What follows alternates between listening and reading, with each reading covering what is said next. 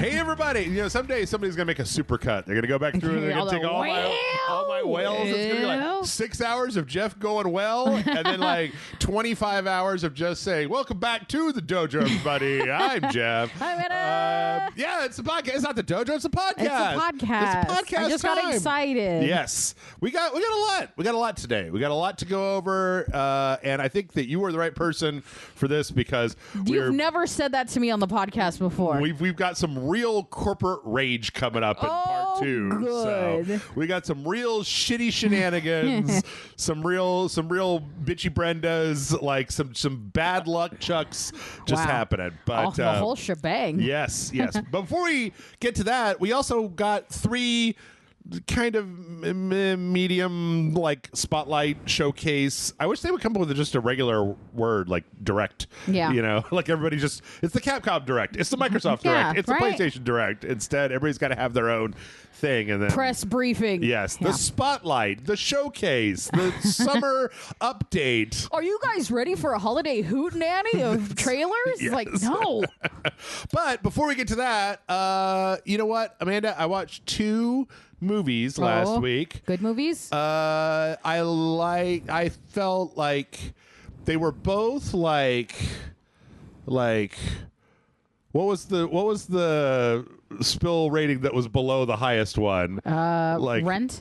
Because it was Rental? like, right? Or was it like, no, there was like the Dollar Theater. It was Better Than Sex. Yeah, Better Than Sex. And then it was like, Must See or Go. I don't go know. Oh my God. I don't remember. I worked there before. I swear to God, I worked there. 15 years since those words have come out of my mouth. Anyway, they were like 4 out of 5s. Okay. Like, you know, maybe teetering a little closer to a 3.5, but mostly 4 out of 5. So like stream it, don't go to theaters. Yes. Okay. And they were both on streaming. Well, and that's convenient. they were both under, one was like 90 minutes, one was 2 hours. So it was like none of these like long bullshits. Anyway, enough preamble. I watched Bring Her Back and I watched The Thunderbolts. Okay. So which of those are you more interested in? Okay. I feel like the obvious one is Bring Her Back since that's in the horror genre. Yes. So I liked Bring Her Back more than Talk to Me, but that was because Talk to Me was like an allegory for teenagers being crappy, and I don't have a lot of like. You have zero empathy for teenagers. Very little empathy for crappy. Oh, was it teenager being shitty? Right. They can fucking go fucking. Bruh, let's fucking get together. I'm sorry, I'm not supposed to root for Michael Myers. No, it was worse than that. I mean, at least like the Crystal Lake teens just wanted to go fucking like fuck, and then like some hockey mask guy showed up and Talk to Me. It was like, yo, bro, come on over to my house, we're gonna have some brewskis, and then let the devil inside of me. And it was going to be hilarious. Tape me with your phone and put me on Instagram. I was like, what? All of this is shit. Like, what are you doing? Anyway, this one was a little bit more interesting. Well, I don't know. It was they're all very vanilla. Those the Philippou brothers or whatever. Like even Talk to Me. It was very straightforward. It was well done, but straightforward.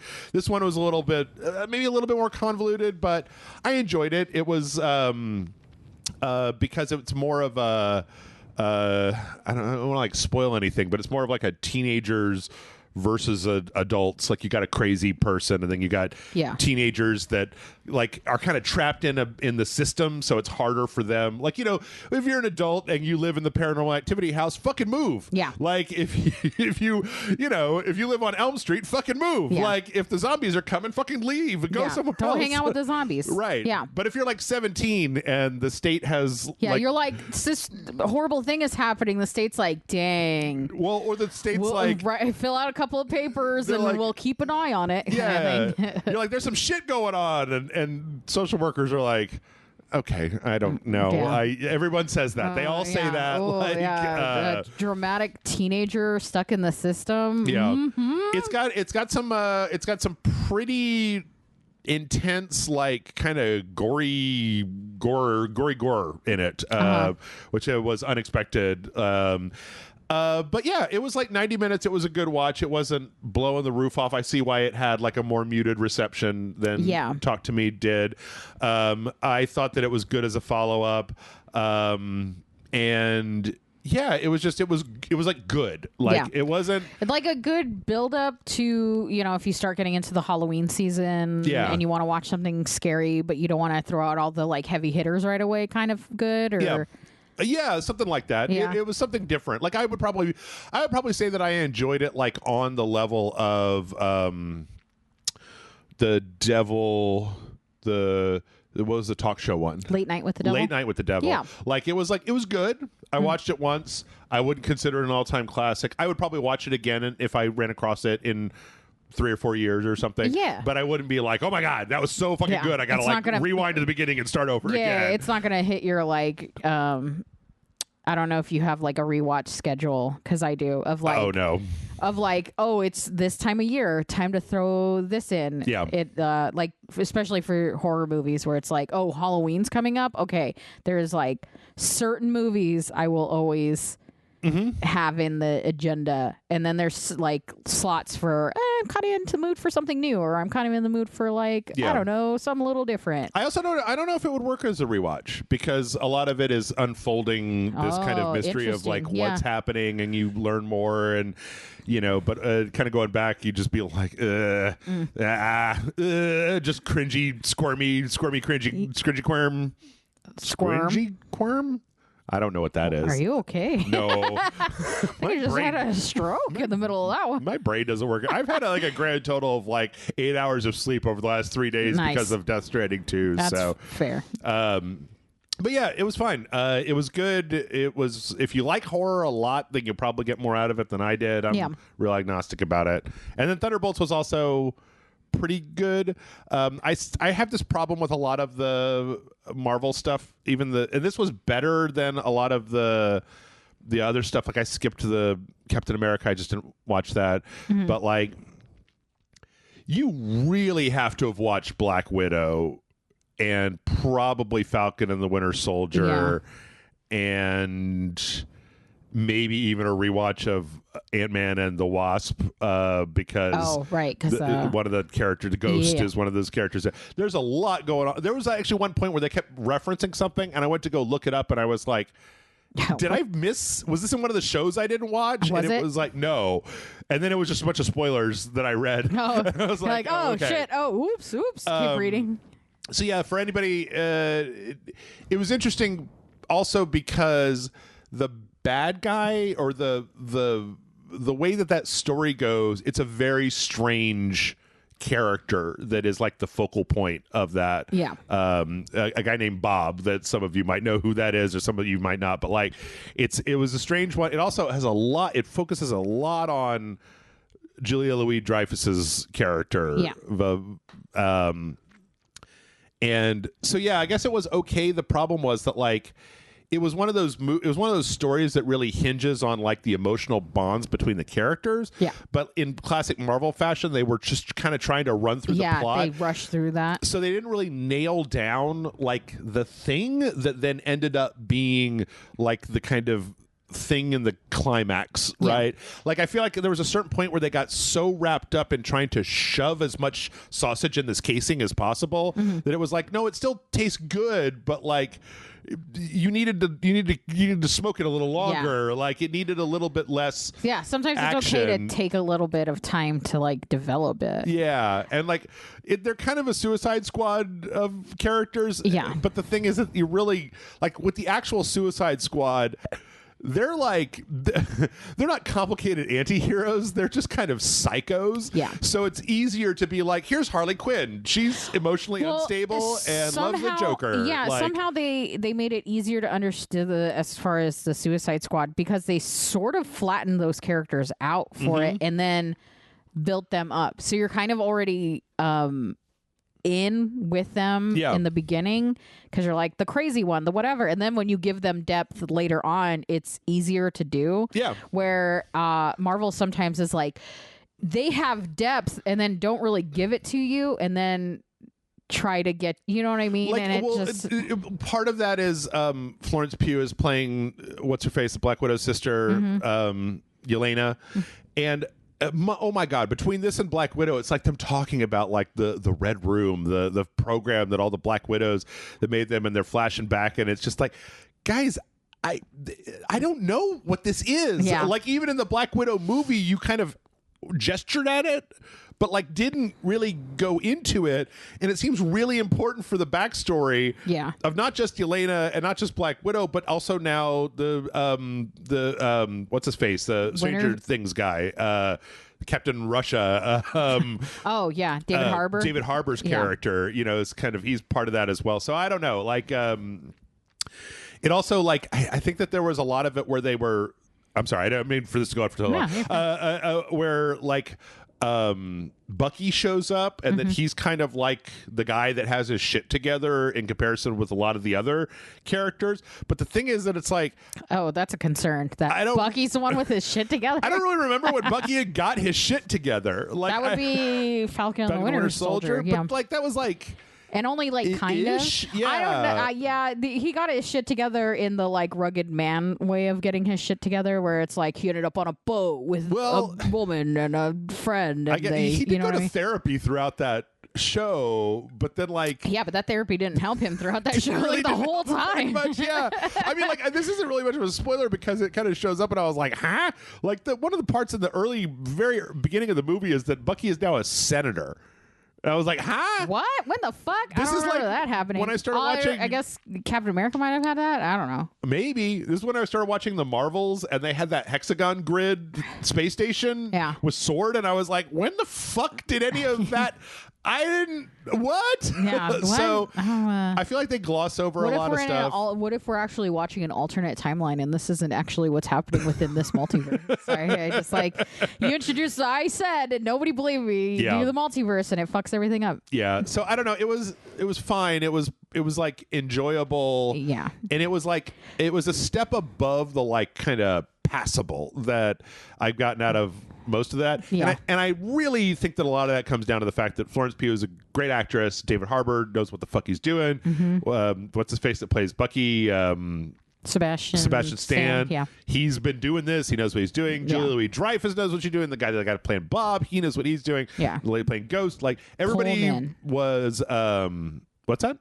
The guy playing Bob Pullman, right? He's Bill Pullman's son. Oh, is he? That makes a lot of sense.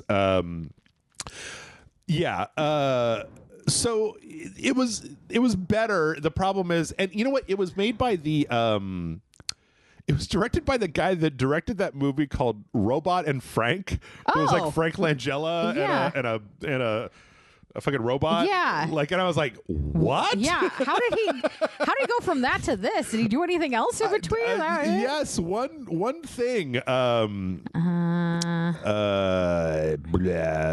Creators, aliases, I guess here, played by Lewis Pullman.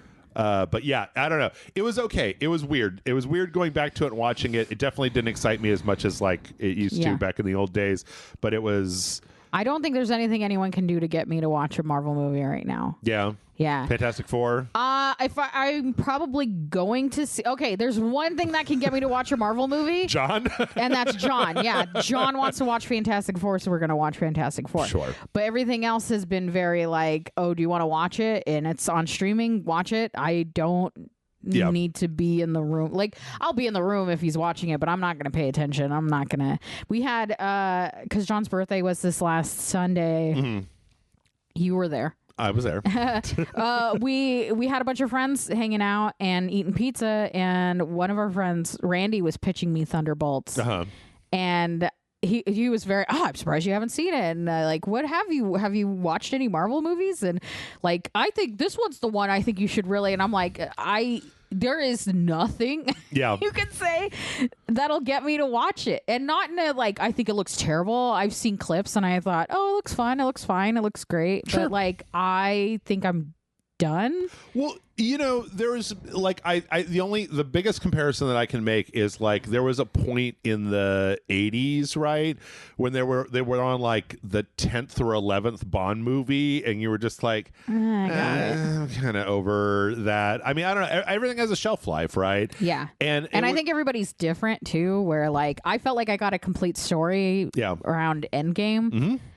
And so like, and then they're like, now let's do another, like, let's keep going. And I'm like, Why? Well, yeah, the problem that I have with the whole MCU right now is not necessarily, you could have kept going from there, but what you needed to do is you needed to come back down and start over, right? Like when you get to the end of the event comics, then you go back and you pick up the next issue of Spider-Man, and he's back fighting the Green Goblin, right? Like as opposed to like, well, even more, even more.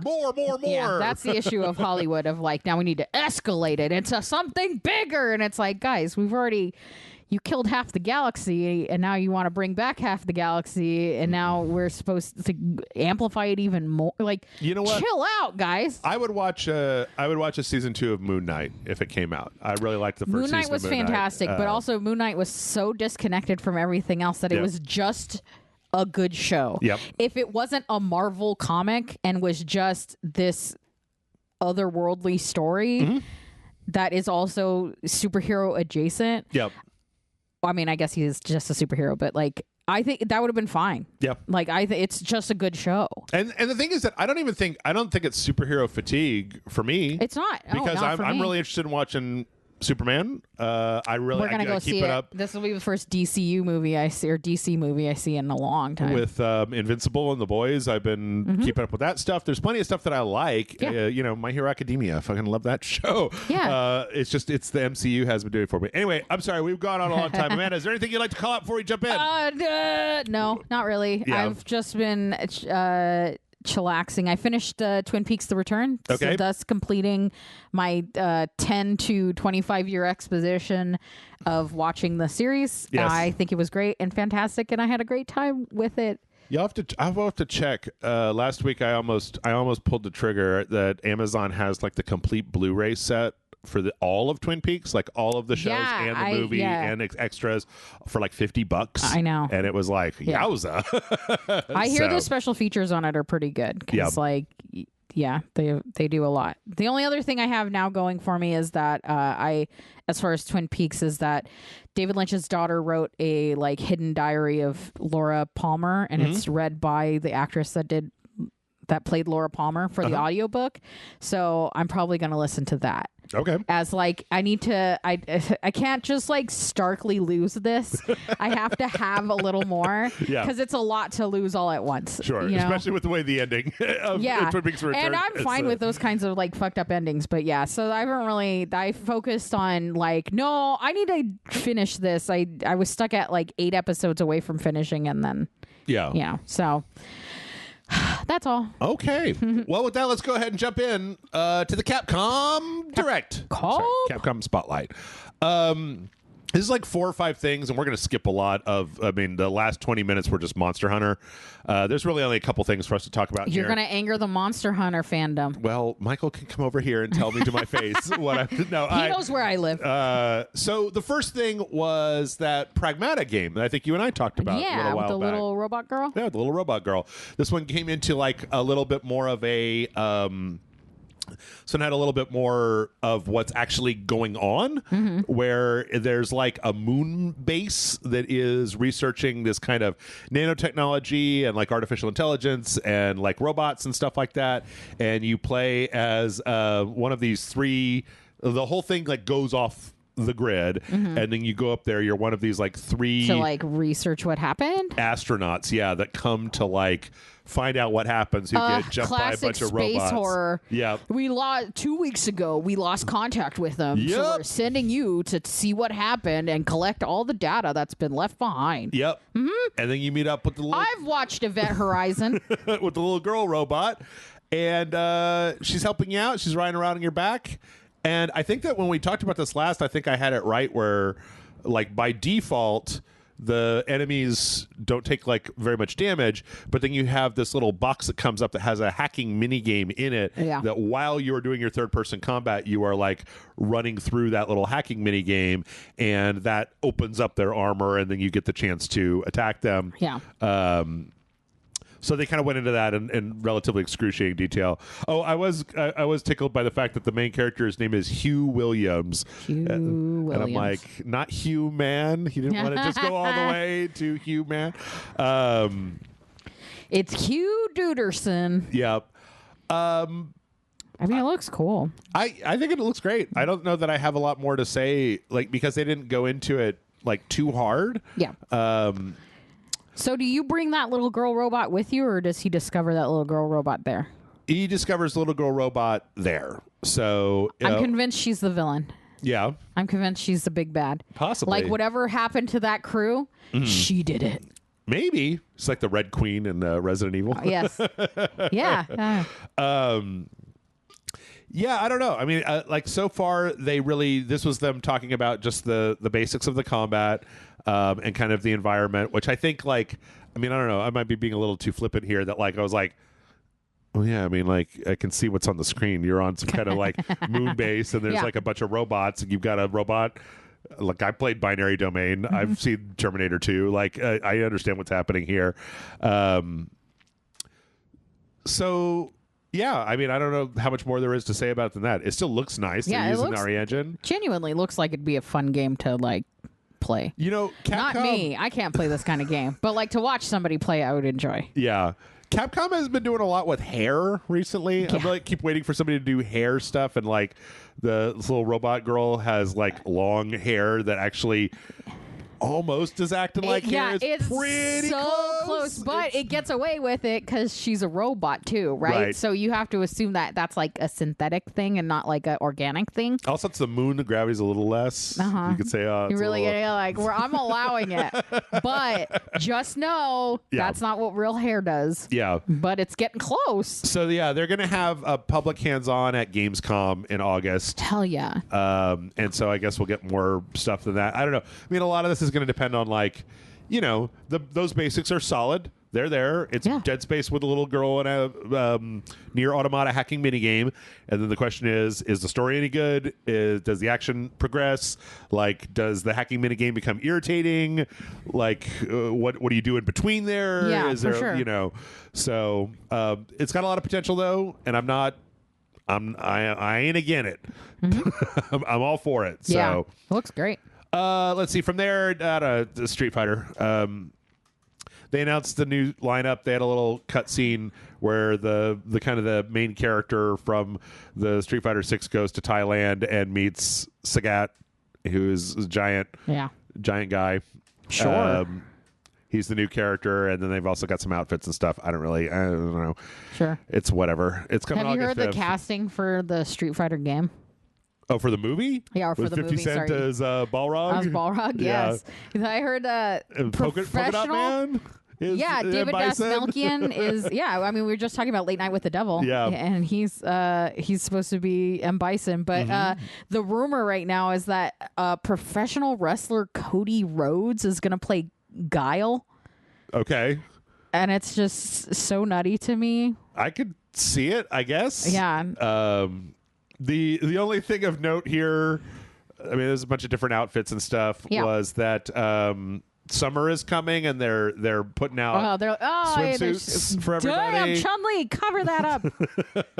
Yeah, Chun-Li and Manon and Cody and Jamie and who else? Kimberly and Aki. Holy and Cammy. shit, Aki is horrifying. Yeah, she's like the poison monster. Sure. So, they mostly she doesn't goat in the sun. I don't know why they're implying she would. She's like pure white. She's the palest person you've ever seen in the entire world.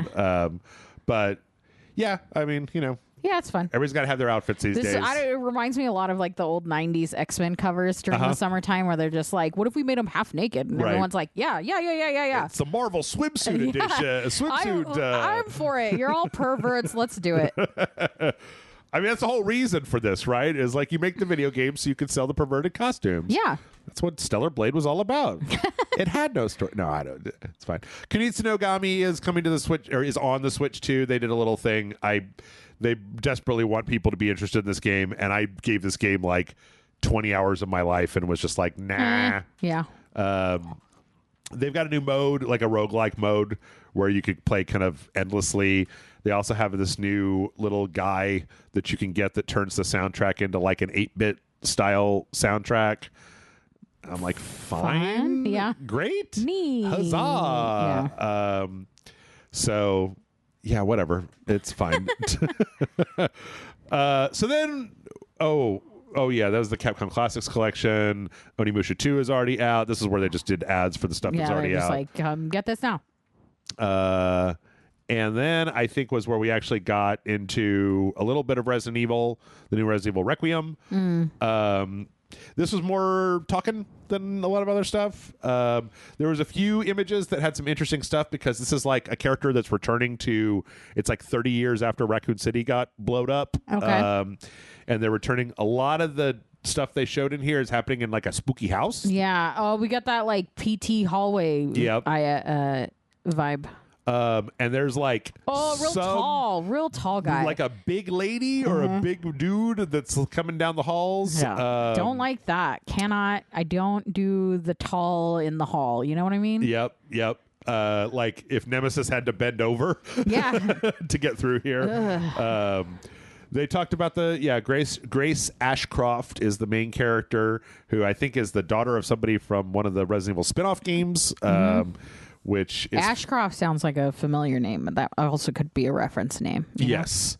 They didn't really get into like what she's doing, but she does work for the FBI, so she's got, guns and gun training and stuff. They actually talked very specifically about like, because everybody was like, wait a minute, is Leon not in this game? And they made this really good point where they were like, no, Leon is not in this game, or he's not going to be the main playable character, because it would be stupid if Leon went into a haunted house and then like a bucket fell and Leon was like, right? Yeah. Like Leon is like this professional monster hunter now who has shot rocket launchers into the face of kaiju. Yeah. Like the big tall guy in the hall, that's no problem for Leon Kennedy.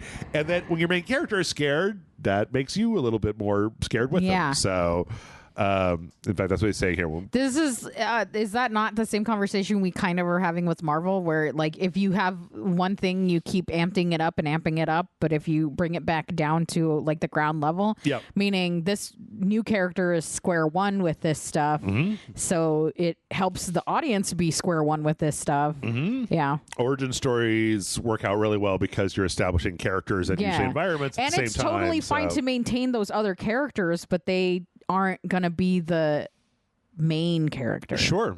Yeah.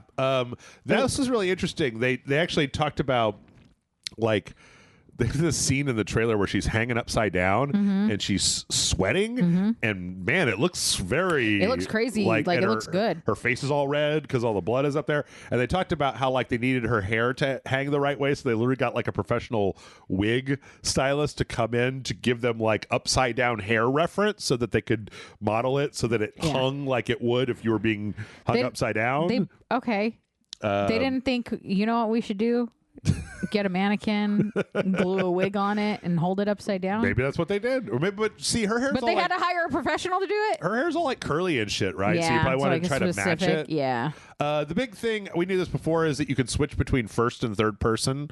So if you want to play as a third, like I think that's really smart, because I think a lot of people can't handle RE in first person because it's too scary, right? It's too immersive. Whereas if you see it happening to the character on the screen, that's a little bit less intense. Also, I wanted to point this out that again with the hair stuff, like the way that the light is hitting this hair, where it's like it shines through it. It shines through it, and it's like lighter on the outside, and then kind of like also because her hair is like almost white blonde. It's like feathered, and it would glow a little, like not glow, but the light would react to it a little differently than if she had like black hair. And it would, So yeah, and that's kind of mostly what they talked about. Like there was some extended interview stuff that I didn't get a chance to look at. I got one story that kind of talks a little bit about how apparently they wanted to make the new Resident Evil game an open world online game. Oh my god. Which is like, no, guys, you are bad at this. Stop it. Every time that Resident Evil tries to make an online game, it sucks. It's the worst. And so I'm glad that I'm convinced that these interviews are digital. Yeah. Like that those aren't real people. Oh, they're AI people? The lighting looks weird. Like there's one guy in particular, back not him. Yeah. That looks fake. He doesn't look real to me. I don't Like know. his jacket is too smooth, and he just looks. I'm like, fuck. I feel like the one girl on the airplane, like that motherfucker right there. Yeah. Anyway, it looks good. I want to see more. I can't Yeah, wait to, I'm hyped. I wanna play like a single player plot based story spooky game. More of that. Open world. Get out of here. Last I'm time, gonna be so mad about that. did we play RE4? Did we play? You and I play that when it came out with Leon and the. I feel like we did. I think we might have. We played a couple of different. Because I know I played 2 with Matt all the way through, and then Yeah. I played 3 by myself during COVID. Oh, we and didn't then- play it all the way through. I definitely wasn't in a sequential for it. Oh yeah, we've done a sequential okay, RE4. good. I was like, that wasn't me. we had too many of those back to back where it was like I did 3 all the way through, and then Matt and I did 2 all the way through, and then Village came out, and I was like, I can't Yeah, be yeah. running like 3 different Resident Evil playthroughs at the same time. Oh, yeah. So,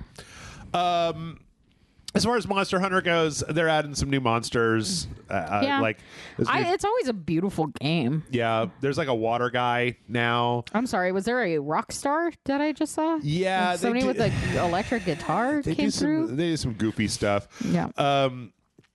I'll They're just also go. sitting beneath a waterfall. Yeah. I So love yeah, that. they made this kind of like underwater monster lizard guy. Yeah, it looks great. And he's in the game now. He was last in 3, and then they've got this one that's like a dragon that They're like pirate cat, and then we move on. that was the armor that you could get Yeah. from the cat. Yeah. So then we got this guy Sergio. Sergio. He's like a dragon that does like a lot of spinning attacks, and he's got Nice. this like he's one of those guys where all of his little scales like rattle up like a snake or like a lizard or something like Yeah. that. Like a little sidewindery guy. Yep, they're adding those guys in. Sorry, he just was like kicking his feet. It's Yeah. like, little cutie.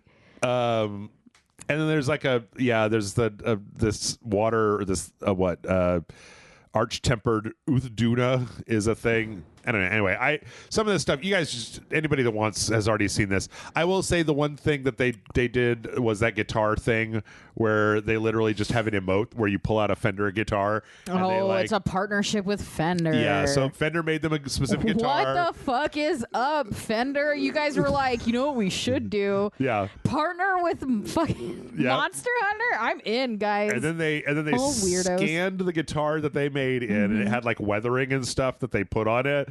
And then when it came to motion capture, they had like an actual person who plays guitar come Yeah. out and like teach the motion capture people where to put their hands so that it looked right That's amazing. I love the commitment to to the bit. yeah. It's Yeah. great. And then I also like the fact that while you're doing it, your Palico, the little cat guy, is just like fucking rocking the hell Yeah. out. But yeah. Hell yeah.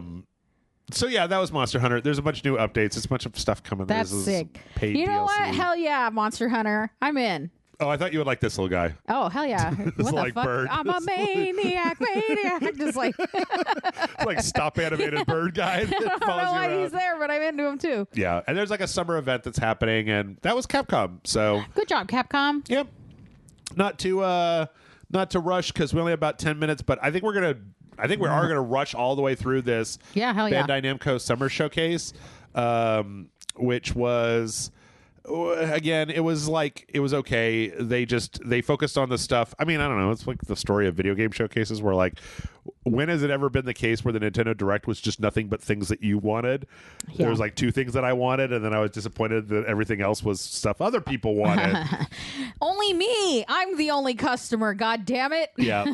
So they announced a new My Hero Academia game, My Hero Academia All's Justice. Cool. This is just another arena fighter, but it's set in the final arc of the show, which is just nothing but incredibly bombastic, gigantic, huge fights. Yeah. So, That's cool. yep. And they'll probably do. I don't know if they're gonna. I forgot if there was a release date for it, but the final season airs in October, and so I think that if they, for the last one, it's like they put it out and then they did a DLC that added the rest of it after it was already out. They're like, we can't. We'll spoil it if we put it out at the wrong time. Right. So. My Hero, I think Attack on Titan did a similar thing Yeah. where they had like a DLC. I don't know. I wanted a different game than just another arena fighter. The last one was okay, but I like this franchise a lot, but the arena fighters aren't exactly the appealing thing for you. The reason I like it so much is because I love the characters, and then I care about the characters because the characterization. Then when the fights happen, it's even better because I care what happens to dumb Deku and Bakugo and the stupid assholes. So like all those fucking losers. All those losers, yeah. So just having it kind of be like a Street Fighter, it's like I don't really care about the inner life of Guile. I don't really. Wow. What the fuck? So anyway, what if it's Guile played by Cody Rhodes? Oh shit! Well, I didn't think about that. Anyway, it still looks good. Like they've got the anime stuff down. That's great. And yeah, shut up. Keep going.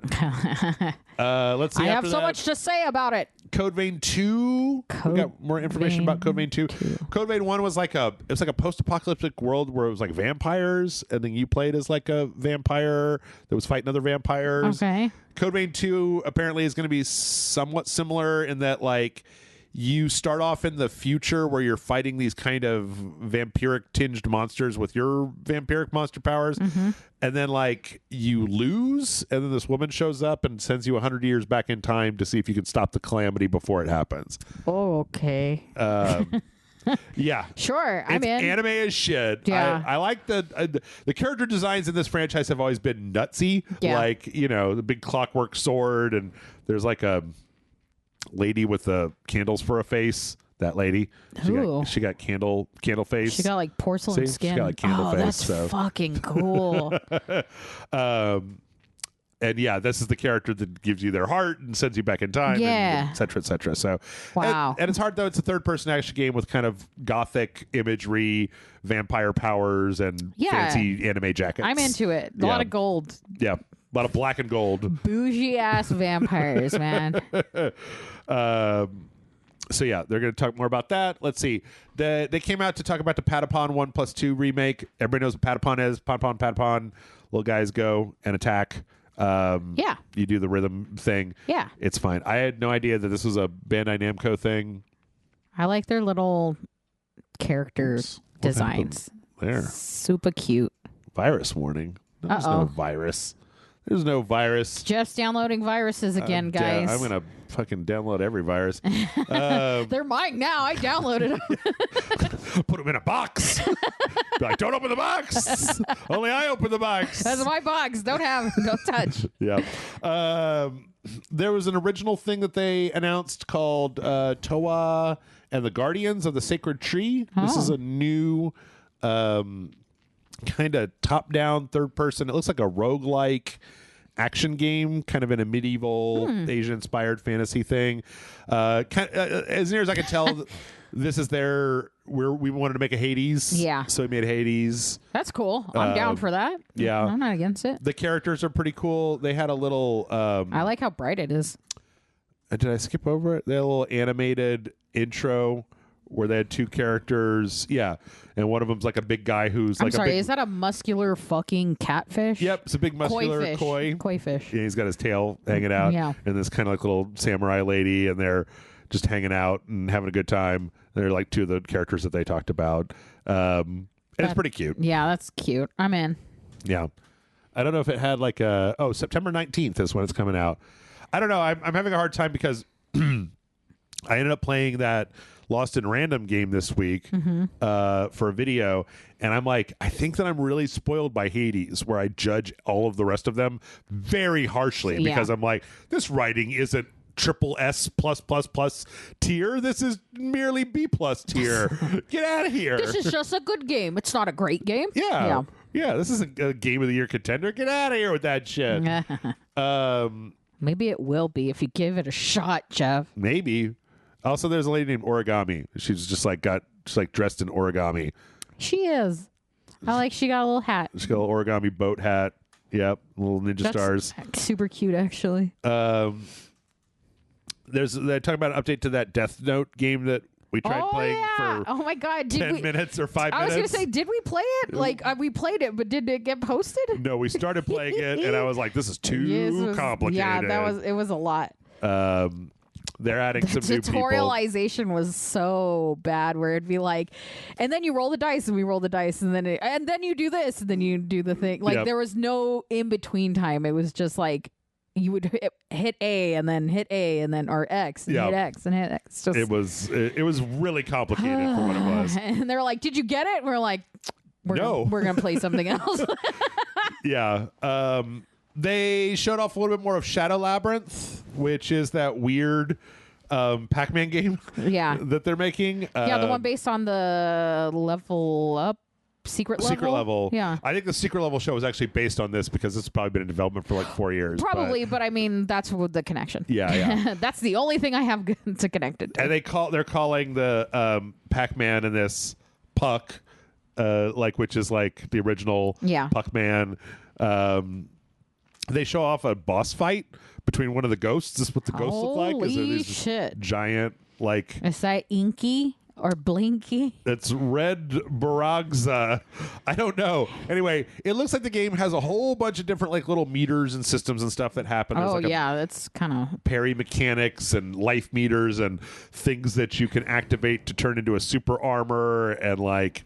the whole thing looks like it could be really good. I'm at least more interested in this than I am in Pac-Man usually. Yeah.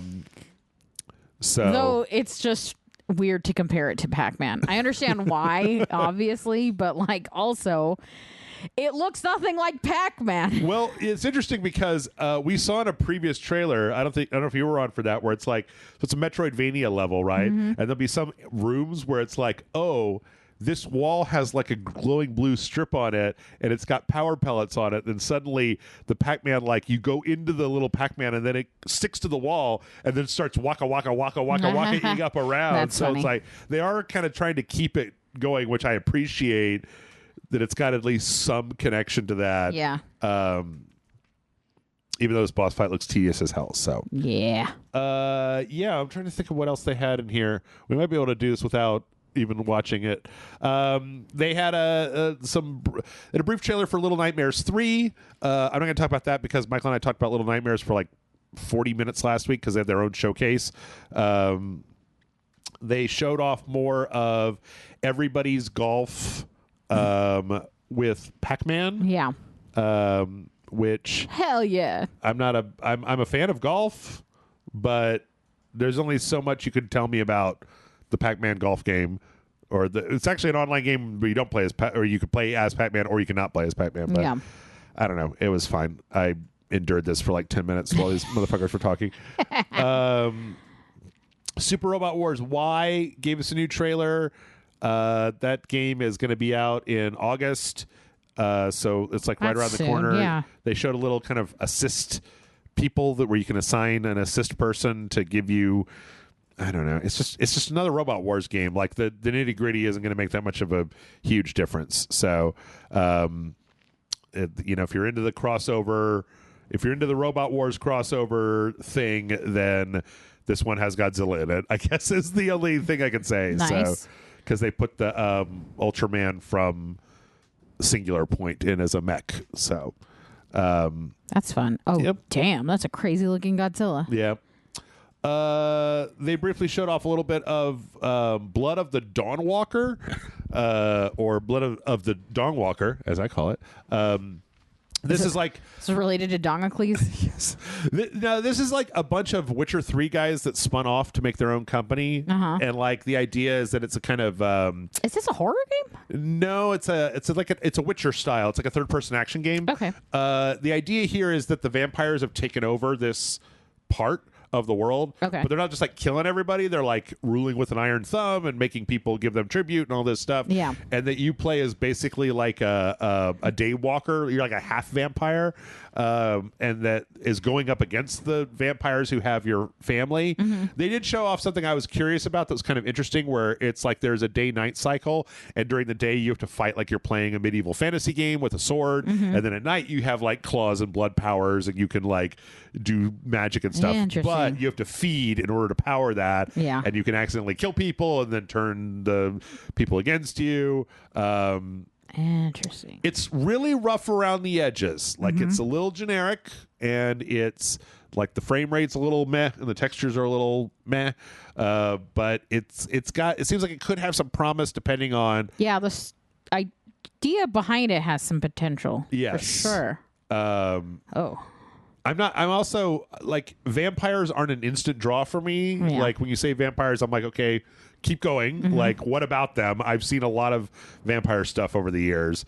But if these are like, if this was the good part of the Witcher team that did all the best stories, then maybe it's one of those where like it doesn't necessarily look like $1 million, but then the stories are so compelling that, I played 200 hours of fucking Kingdom Come Deliverance 2, and I was like, how? Where did that time go? Yeah. Where did it come from? It was like, oh no, the Viscount is overthrowing the Duchy of like Bavaria, and I was like, oh no, not the Viscount. Yeah. We got to go get that motherfucker.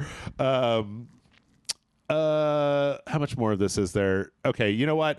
We're already a little bit over time, so we're just gonna really speed run through the end of this. Sure. Because there's not much more. There's a new guy in Tekken that is they talked to the guy who did the motion capture for him, which is funny because he's this huge dude. Anyway, this guy, his name is like Farukurum. I don't know. Perfect. Anyway, this was announced a little while back. They just talked to a guy that did the programming for him, and they show him and all of his stuff. Big beefy dude. Yep. Then they talk about Dragon Ball Kakarot Daima, the DLC that ties into the one where they're all babies. Okay. It's just an ad for that, basically. And then they end up with the Digimon a story Time Stranger. They probably spent about 10 minutes talking about that. A lot of Digimon stuff. I really had to keep punching myself in the leg to stay awake. Yeah, that's fair. Talking about all the Digimon stuff. It is interesting that because this lady is the main character, is that, again, she's in the weird Digimon future where everything is fucked up, and then like something happens, she gets hurled 100 years back in the past to like when the Digimon first showed up and has to do Did a stuff. vampire lady give her heart? No. Okay. But I do think I like the way that she's dressed like she's from the future, but from the future of 1963. Yeah. From like the far-flung year of 1999. I absolutely love retrofuturism, so it works for me. And outside of that, like you got your Digimon. This is a turn-based RPG, a big open world where you can go where you want to. You can take on jobs. There's like a Digimon village where you can interact with them. You can digivolve them into different digiforms and blah, blah, blah, blah, blah. You were paying attention. Well, you hear the word digi enough times, you just put it Honestly, you put digi before any other word, and that's probably inaccurate. They're like, they've got different elemental types, and you want the one that's going to attack the weak one with the strong one, and here's the guy. I've played Pokemon before, but they're like 6 character turn-based battles, so it's like you have a party of 6 Digimon fighting another bunch of Digimon, and then there's like a 7th slot where that weird looking kid with the horns can come in from time to time and do stuff. I don't know. When it comes out, I'm gonna just have Matt on. He can tell me what's going on. I'm not. Help. I can't get into Pokemon, so I don't know about Kirkland brand Pokemon over here because like I get that they made a thing, right? They made the Roblox to Lego, and on a long enough timeline, people have a lot of feelings about that. Yeah. I don't. I never was a Digimon, so. I liked the cartoon when it first came out. Yeah. But and it escaped me real fast. Don't get me wrong. The game itself looks great. Yeah. The graphics are all very nice. The gameplay looks solid. It's just way outside of my wheelhouse. Yeah. So, I just want to know who that guy is. He's like a brain. It looks like Roger from American Dad, but mixed with Krang from the Ninja Turtles. Yeah, it's kind of concerning. Roger Krang. Anyway, and with that, I think we're going to go ahead and take a break. We got through both these conferences. Huzzah! When we come back, we've got more news. So stick around, and we'll see you in just a minute.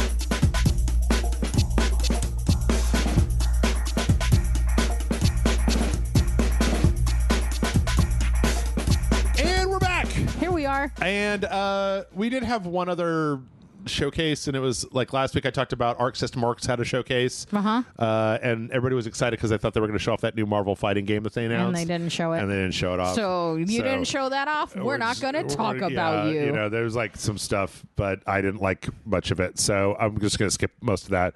Wow. New bubble. Hell yeah. Okay. This is we got a lot of fun stuff to talk about in the first part.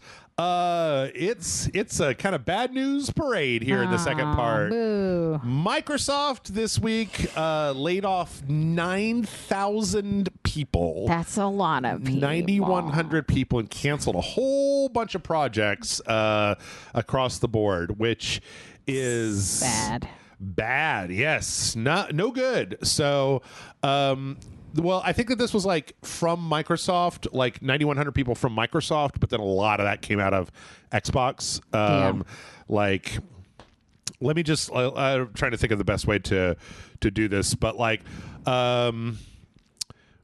let's talk about the projects that we lost. Okay. There was a Perfect Dark reboot that I was really interested in, that I trailed a little while back. Yeah. Gone. Rare had announced a new kind of online fantasy MMO type of thing. Not MMO, but like maybe like a survival crafting type of game. Okay. Gone. Apparently, people over at the Elder Scrolls Online had been working on a new original MMO that apparently was so good that Phil Spencer couldn't stop playing it when they showed it to him last time.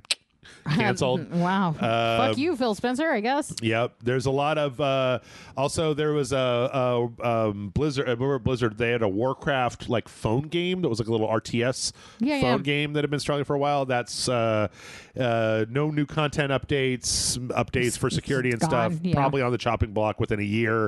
They'll be shutting down the servers for that. In addition, it seems that just everybody lost manpower. So the State of Decay studio, the Halo team, the Initiative, which did Gears of War, I think they were the ones that were working on that Perfect Dark thing. A lot of that got gone. Lots and lots of projects axed. Now, like, here's the thing. I really don't want to empathize too much with this, but a lot of these companies and a lot of these projects, like some of them, like that ESO thing, apparently were like very well received, and that's a real shame. But some of them, like that one, that the Rare game that got axed, that thing had been Everwild. That thing had been in development for 10 years. Yeah. And apparently had started a major reboot in 2021. Like, it was something that had been worked on for a long time and was kind of floundering around the edges a little bit. Yeah. Which I think that right now, with the way that things are going, like you just can't do that. You're just not going to be able to do that. Yeah. Now, I wanted to say that, like, Xbox had one of their best years last year. They made like $146 million or something like that. Like they had the Xbox as a platform is not floundering. Yeah, they're not struggling. Like, and that Microsoft as a parent company. Yeah. Oh, no. I'm sorry. I got that wrong. Here's a quote from the CEO of Microsoft, Satya Nadella. We delivered over $245 billion in annual revenue, up 16% year over year, and over $109 billion in operating income, up 24%. Like, I really don't know in a lot of ways why. I get that if a project isn't working, right, that like you don't want to keep sunk cost, right? If it's 10 years and after 10 years, your video game should be on its way to being in my hands, right? Like, you should still be figuring it out after 10 years. Like, very few companies these days have the capital, unless you're like Take-Two, to do that long of a development cycle, right? Absolutely.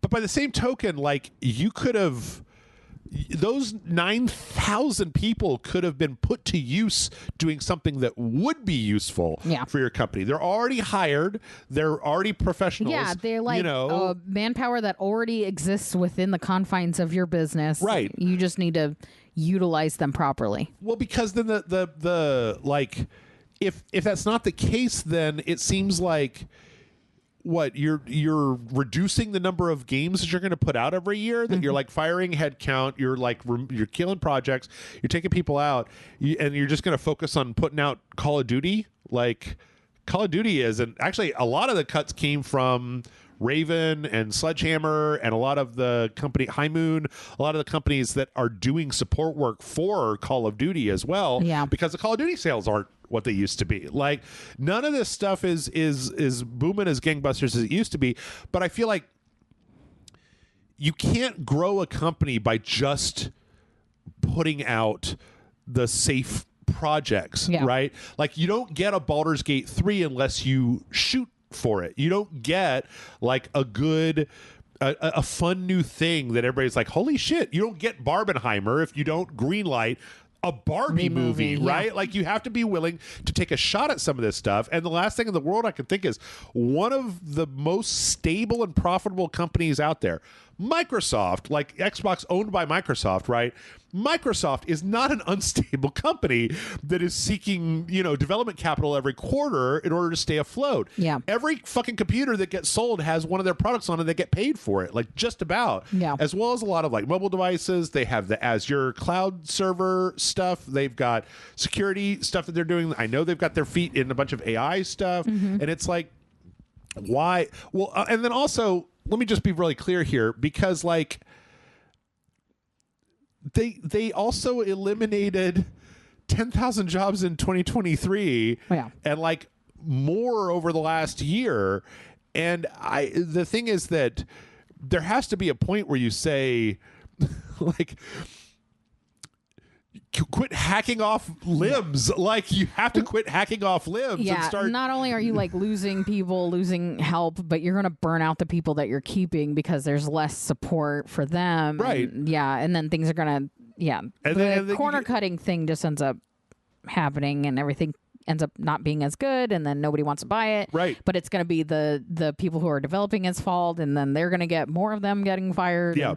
I saw an op-ed, kind of an opinion piece editorial article about this. It was like, we've been watching this for like 2-3 years now with these huge cuts, cancel projects and stuff. Why are the CEOs that made the decisions to greenlight these things still? Why are they the ones that are not getting cut? Like, they're the ones that benefit from it. The people who put together the idea of buying all of these studios, why are they not the ones that have to face the consequences when the profit margin isn't up? And the profit margin doesn't even seem to be down. Why are the people in power not the ones that suffer from the usage of their power? Sure. I cannot figure it out, Jeff.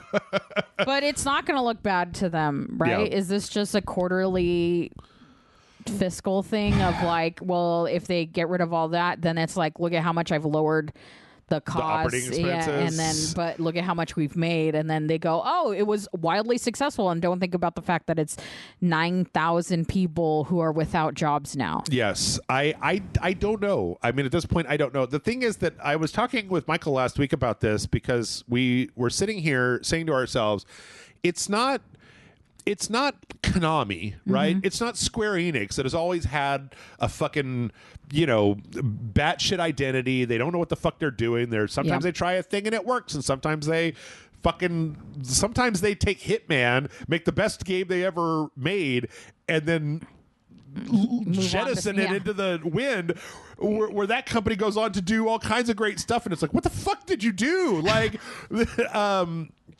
like, this is Microsoft. And, last fucking week, we had a story about how Microsoft has had Meta make a Meta Quest, like the standalone VR headset, in Xbox Black with a black and green Meta Quest controllers. Sure. Okay, now you would say to yourself, Microsoft doesn't have any VR games. What are you going to play? What Microsoft properties are you going to play on your Meta Quest? And it was literally marketed as like you're going to stream your games on a virtual huge TV that you look through the Meta Quest to see in your house. And it's like, who is in charge of this fuckery? Yeah. Like, I've been doing this. I've been doing this. If you count Spill, I've been doing this for 15 years. And I swear to fucking God, every 2 years, they're just like, we don't know how to make money. And it's like, I'll tell you how to make money. You have to make a bet on a bunch of single player games that don't disrespect the customer's time. And then one of them will become Game of the Year, and everyone will fucking buy it. Yeah. Like, they're just like, well, well, should we make it an online game? Should we make Resident Evil an online game with microtransactions? It's like, no. Like, what has ever made sense about that? A lot of it is just very like, we actively know that when that works, it makes a bunch of money, right? The big online game, microtransactions, and it's the one successful one or one of 3 successful ones makes a lot of money. But every one that isn't the most successful one is a bombastic failure. Right. And you either have to really be willing to make several bombastic failures or go the smarter route and make single player has a tendency to be like, it has a strong but small audience that loves it, or or it's game of the year and they want a sequel, but they also want other new stuff. You get the middling successful stuff, you get the like successful but not game of the year stuff, right? But like the online multiplayer thing, again, it's like you're either gonna win the lottery or you've wasted your money trying to win the lottery. Right, but I feel like we see a lot of this, I think, in the movie industry as well too, where it's like, oh, well, I want to go into this industry where you roll the dice and sometimes you pull the slot machine and sometimes it comes up triple cherries and you fucking win a lot. Yeah. And then a lot of the times it doesn't. And you're like, oh, okay, I want to do that. Why is it failing? Why isn't it always triple cherries? And it's like, because that's not how this fucking works. Yeah. Like every video game is not game of the year. Yeah. Every movie is not the best movie that makes $1 gajillion. Yeah. Like sometimes the one that you don't expect makes $1 gajillion. Sometimes the one that you expect does make $1 gajillion. Sometimes that one falls right on its face and nobody can tell you why. Everybody's like, I don't know what happened. Like everything was right. Sometimes it's amazing and fantastic and everybody hates it, and then 5 years later people go back and explore it and it becomes successful. I mean, like this isn't you're not running the Hammer Factory. This is an entertainment industry. Like there are no sure bets in this industry. We just watched the entire floor fall out of live service games. We watched that fucking Concord game that was like 7 years of development, animated shorts, professional character stuff, Overwatch style story. Sony fucking shoveled money into that furnace and it came out and it lasted for like 3 weeks. And then on the other hand, Helldivers 2, the sequel to Helldivers, for fuck's sake, is a money printing machine. There is no such thing as a sure thing, but the way you make money in this industry is not to not try. Like it's not just to keep releasing Call of Duties. That line is going down. Like it's already on its way down. Now, it was such a meteoric rise that line is going down in a way where you're still making money every month. But like, sorry, I was just thinking about the RageSelect Patreon. You're still making money, but like there has to be new blood in this. Like it can't be the same old thing. We were just talking about the MCU, right? Where it's like sometimes if a thing, you just get tired of it. You know, you also you can't force the algorithm to work for you. Right. Like they try so hard to make it a formula that they forget that it is an art. Like this is art, and art isn't a perfect thing. Like it's about expression and storytelling and making people feel a certain way and people wanting to feel that way when it comes out. Like there are plenty of movies that are fantastic that came out at the wrong time. And then you go back later in a different mental state. The world is different than what it was when it came out, and you rewatch it and it's fantastic. It also works the other way, where the movie was fantastic of its time and then you try to watch it 10 years later and you're like, Star Wars Battlefront 2 is having like a resurgence because a bunch of people online decided that they wanted to play it. And like now it's got bigger numbers than it ever had when it first came out, and there's no rhyme or reason why.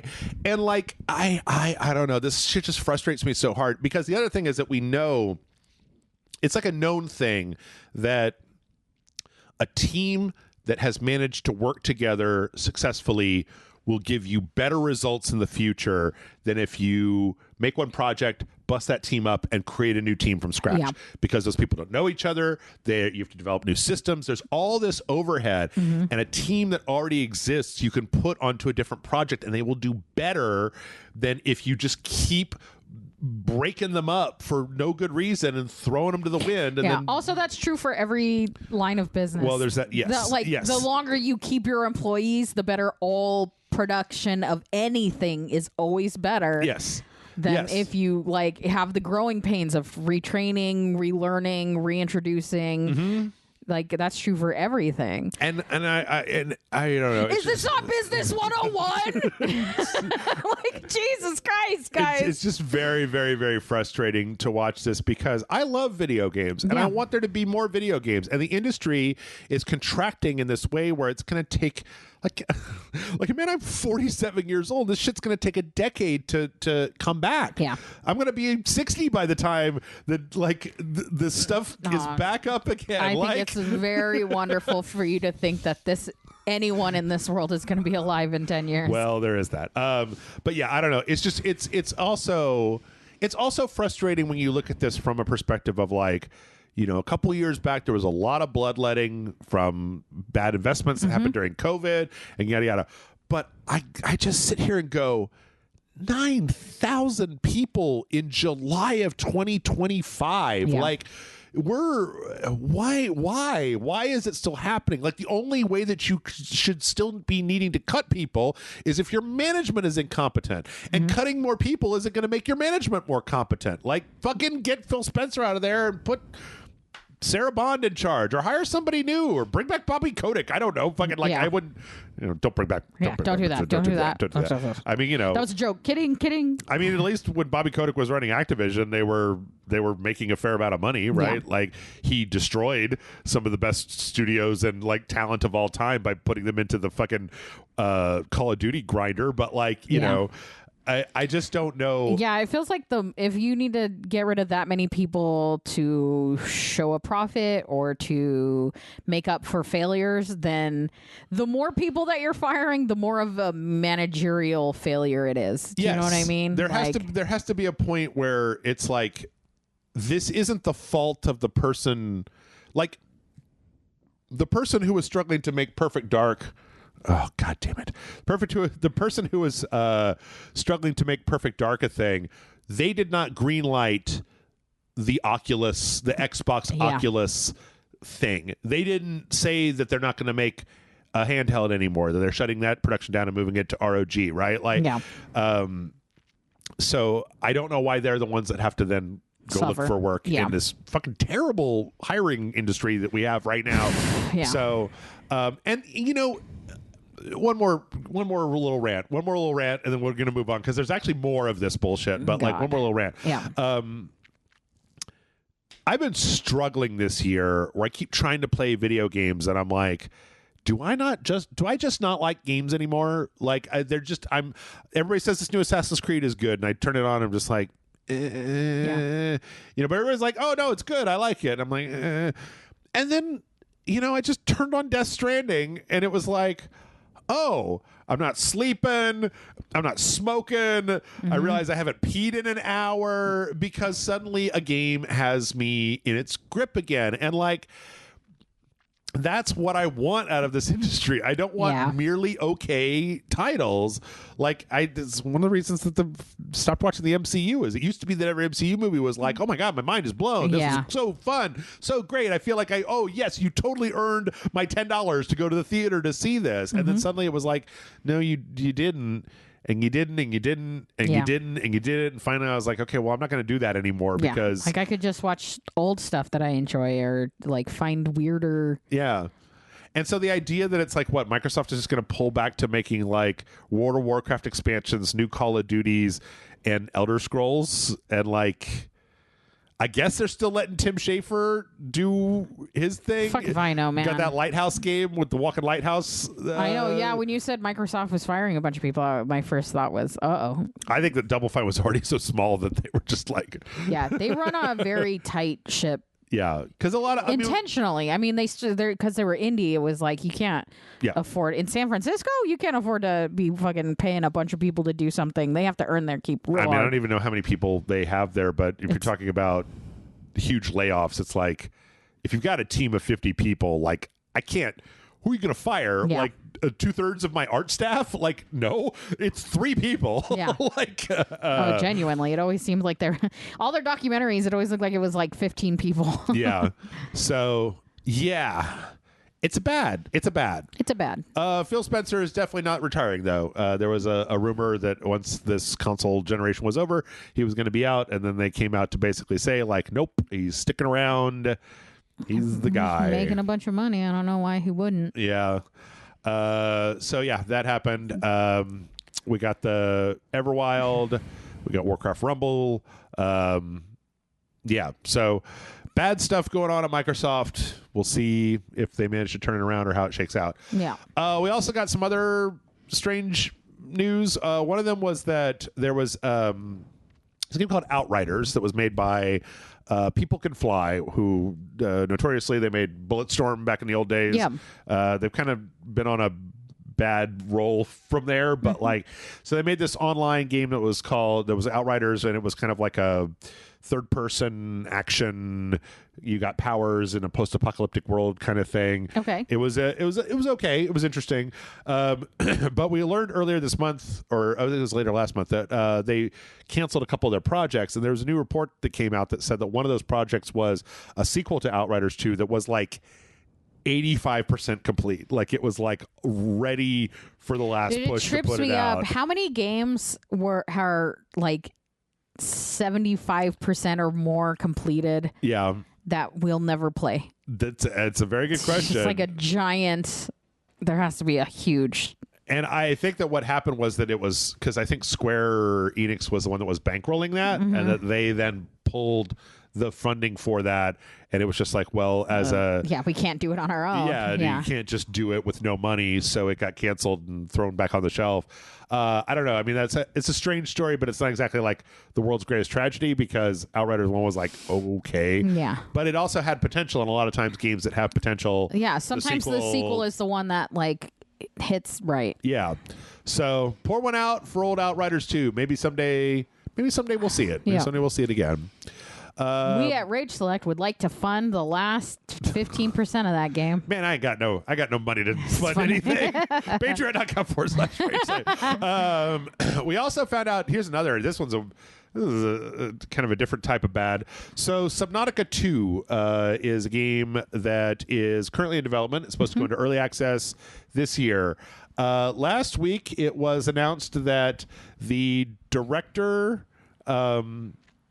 the main director of the game, as well as the CEO of the company and the co-founder of the company, all left. Oh, the like they chose to leave, or they were let go of, or ousted from. It seems ousted. Okay. This is the company is called Unknown World. So there's a little bit of a backstory here, and it's a little bit of a saga. But once you hear it, I think it makes a lot of sense.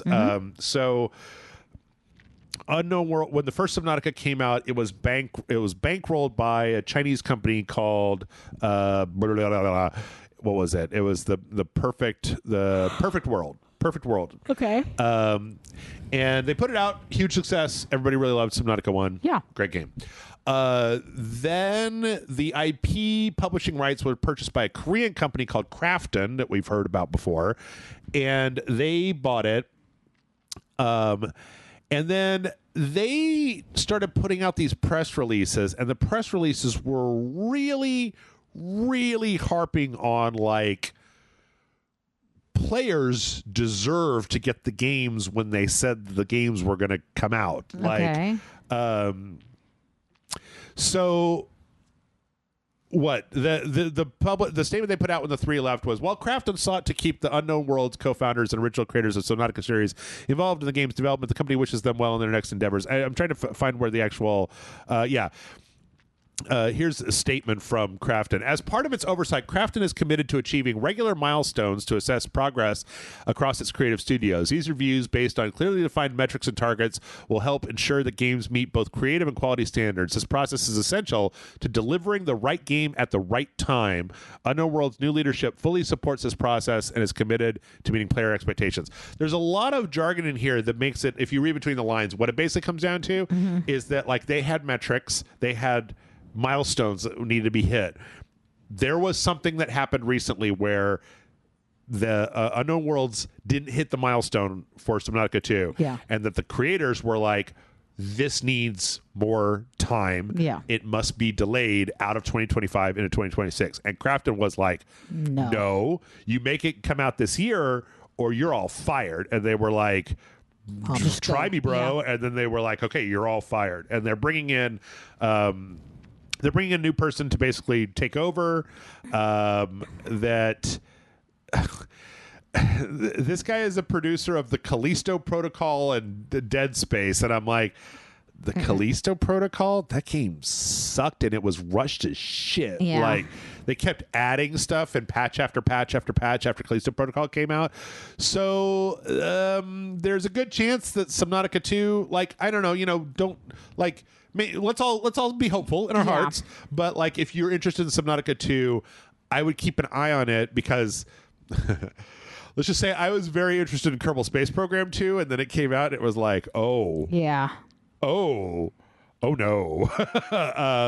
And that there's a good chance that that we might be looking at a company. Obviously, I think Unknown Worlds is a British company or European, and that being basically having a Korean company as the money bags, right? That they might just be like, well, no, you get it done by Q4. That's what you do. Yeah. Because Korean work culture is very different than European work culture, and they don't have a lot of time. Or from what I understand, Korean work culture doesn't have a lot of time for like Korean work culture doesn't give a shit if you sleep or eat or die. Like, you're supposed to get the thing out. Yeah. And then if I say it gets out in October, it's out in October, or you go to the Squid Game. Yeah. So, like, you're going to make it happen. Yeah. I'm not trying to paint with a broad brush, but as I understand it, the work culture in Korea is brutal. It is, like, really brutal. So the idea of having that company put pressure on this other company is not a thing I think that's out of bounds to say. Yeah. Like, so yeah, keep an eye on that. It could be yikes. a problem. We also had, this was kind of an interesting story. There was a game that came out a little while back called A Short Hike that was like a very small game. We never played it on the show because it was like a very short game where you kind of go up a mountain and you talk to people on the side. So the guy, Adam Grieu, who was the developer behind it, he had started developing a game that was based on Paper Mario when one of the Paper Mario reboots came out. And he kind of got mired down in the Paper Mario game. Like, the mechanics weren't very fun, and that he didn't really have a story for it yet. And he was kind of getting fed up, and so he decided to put it on hold and then make A Short Walk as a small indie project. Right. That ended up blowing up, which then put a lot of eyes on him, and people were like, okay, well, when is this other game coming out that you've been working on? And last week he announced that he just isn't going to do it. Like, he decided to put out the demo for it and say, here you go, but I'm not going to work on this. Like, because after A Short Hike, he went back to it and he was like, all that stuff that I walked away from was all still there, but now with the success of having my name out there, it was like even worse. Because you have a bunch of people that are breathing down your neck for something that you don't really want to do. That you're just like, I don't want to do this. And as an indie developer, he was able to basically say, I don't want to do this. I just won't. Yeah. So I appreciate that. Yeah, which is it's a shame for people. I never really was invested. I didn't know that was a thing, so it's not like anything was taken away from me. I wasn't invested in it. But by the same token, I think that it's good to, if you're not feeling it, to not push yourself to, I don't know. You just end up with something that's not very good, right? Yeah. You want to have passion for your art. So absolutely. That's how you make good games, is if you're doing good with it and not being forced to cram something you don't even believe in out. Yep. Let's see, moving on. We had another weird, so like all of the game, like these development stories are starting to get weirder as time goes on. So, okay. Next up, there's a game called Hightail. Hightail was so this started as a game where there was a guy and he had a custom Minecraft server that had a lot of like mods and custom code that he had written. Yeah. And he decided at some point that he wanted to spin this off into its own game called Hightail. So it's very Minecrafty, right? Everything's all blocky like it is in Minecraft, and it's a crafting building game. I saw a quick demo where you could do stuff in here you can't do in Minecraft, like copy a building and then just paste the entire building into other places. Oh, that's convenient. Or just like draw a road and then it'll go through like environmental objects and clear stuff away. Riot Games liked the look of this, and so they bought the studio that was making it. And then last month, and then the guy who started this studio, he left as soon as they got bought. And now Riot Games canceled this game. So they were like, it's not coming out. But last week, people were on Twitter and I think Discord were kind of hounding the original founder to be like, can you do anything? I desperately want to play this game. And he kind of at first was like, nah, I can't really do anything. Like they own the IP and blah, blah, blah.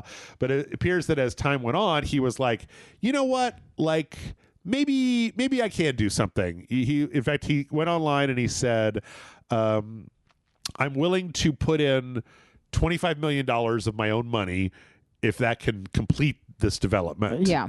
But, you know, it's not owned by him anymore. So he would have to talk to Riot about it and about, he was like, I'd have to see what happened and what state it's in order to figure out whether it was the sort of thing that we could move forward with. Which is kind of interesting. I don't think anything has come up on that front. But then the next thing that happened was the guy that made Stardew Valley and is working on Haunted Chocolatier. Sure, of course he is. What's his name? Eric Baroni. My Baroni has a first name. Concerned Ape. People were like, you should swoop in and help fund this to completion. I love that the fans are like shopping it around. Yes. And like they're the ones getting this done. And so he came back and he was like, yeah, I don't know, maybe like I'd have to see, I would want to know why it got canned and I would need a lot more information before I would do anything for it. And that's what he said on Discord. And then that got plastered all over the internet as like, concerned ape to save Hightail from cancellation. So he made another statement where he was like, I want to be very clear here. Record scratch. Like, I'm not going to do anything. I am working on my next video game. If somebody would like to assemble the information, bring it to me and show it to me and have a conversation, that's fine. I would consider it. That is not an ironclad guarantee. Yeah. I would look at it and decide whether I wanted to. Because, you know, a lot of these indie guys, when they hit something big, like the guy that got the studio for Hightail, you know, at first I was like, wow, the guy's got $25 million. They probably bought it from him for like $100 million because that's nothing to. Yeah. Riot's the League of Legends guys. They got money coming out everywhere. Same thing with like, you know, you got that Stardew Valley money laying around. You probably have millions of dollars that you could put into a project. Yeah. But you're probably also not like, yeah, sure. Yeah. Bring it over. I'll $10 million, whatever. You know, we'll see how. So that's where Hightail is. That's so interesting. I do like the idea of fans doing the legwork for the indie stuff. Yes. I was on a hunt because I know there's a YouTuber named Rubber Ross. Uh-huh. He was a Game Grump for a while. He was doing and working on a game based on a modded Minecraft server. Oh, okay. And he's disappeared from YouTube because he was working on it, and we haven't really heard any updates from, because he was like a Twitch streamer twice a week, every week, right? And a like YouTube videos about all the things he's working on, and then he started working on that project, and then he disappeared. Yeah. And like actively, like we knew because he was working on that project, and I was looking to see if this was that project or not. Oh, okay. I don't think it is, but it was just like, yeah. Yeah. Weird that a lot of things come from Minecraft, I guess. It is. No, I mean, you know, like the thing I always try to remember that like Minecraft has now been around long enough that like you could be a professional person in your 30s and have played that when you were like a teenager, and it had a big impact on you. Of course. Like, this is how I feel. This is unrelated. Yeah. This is how I feel about Chuck E. Cheese is starting an adult-based arcade. Okay. I was talking to John Grown-up about Chuck E. Cheese? Yeah, it's called like Chuck's Arcade, and it's called Charles M. Cheese's Pizza Emporium. kind of, but like it's a Dave and Buster's, but Chuck E. Cheese is doing it. Okay. And I was like, well, that makes sense because all the people that went to Chuck E. Cheese as kids are all adults now, and kids don't want to go to Chuck E. Cheese. and there aren't. We have a Chuck E. Cheese near us, and it never has a lot of people in it. It always is kind of empty, and it's like but we have barcades around town that are packed all the time. Sure, there's booze in there. Yeah, you can drink. So in there. yeah, and like you don't have to have a kid to go and enjoy the arcade, right? Sure. Like even if there's not booze, we have pinballs that, like you can bring your own alcohol, but they don't serve alcohol there, Right. And it's always chock full of people, and it's just like. I don't know. I'm not a Chuck E. Cheese man because I grew up in a town with a Showbiz Pizza. Oh, nice. So the Rockfire Explosion is far superior to anything. I was never a Chuck E. Cheese girl, but but that was we were the age for it. You know what I mean? Like that's when it was like real popular, like 80s and 90s. This is right around when it was most popular, which means we're all adults, and if we don't have kids, we can't give them the money back. But yeah. I just remembered, though, everybody should go watch that Rockfire Explosion documentary that they did with the guy that bought the animatronics and like put them back together again. It's amazing. It's great. So funny. Let's see. Ooh, we don't have much time. We got a lot of stories. Okay. The end is near. It's time to speed it up. Even though some of these are not that great. Neil Druckmann's leaving HBO. He was like co-showrunner on Last of Us. Okay. With Craig Mazin, the guy that did like Chernobyl, which I like, even though I haven't watched Last of Us because I already know what happens in that show. So it's a feel-good, fun-filled television show for the whole family. Yeah. This makes a lot of sense because Neil Druckmann is like, I literally have to go back and make that new video game that we announced last year. Like, I can't be... You can be a TV guy or you can be the director of a video game. You cannot do both. Yeah. So, Craig Mazin, I think, would probably... they're just... Season 2 is like half of Last of Us 2, and then Season 3 is like the other half of Last of Us 2. That makes sense based on things I've heard about the next season. So yeah. So... Like the focal point and stuff. Yeah. Yeah. So, I mean, it's not... Also, that story's already there, so you already kind of have the bullet points. Yeah. I don't know that you really need to be there for every single clicker. Let's see. 11-Bit Studios came out. They had a little bit of an AI controversy. They made a game called The Alters, where you have a bunch of parallel John versions played of yourself. that. Yeah. So there were 2 AI things that came out, and they were not disclosed. Yeah. One was a placeholder image that didn't get swapped before the game came out. Okay. The other was a series of in-game movies that you can watch with your buddies. The movies themselves were made by a third-party company who did not disclose that they used AI. No. See, this is the kind of tempest in a teacup AI story where I'm like, I think that this is a little overblown. They delivered them later on in the process. The movies were made by the studio. They did not have subtitles in other languages, and so they used AI to make the subtitles for different languages as a thing where it's like... I feel like if we didn't have the AI conversation now, this is probably something that's been done probably often, and we're now it's such a hot topic. There's another story this week about how Crunchyroll is using like third-party contractors who are using AI to do the subtitles on like new shows, and they suck assholes. But like this was like if they used AI to make the French subtitles for the Threshold kids.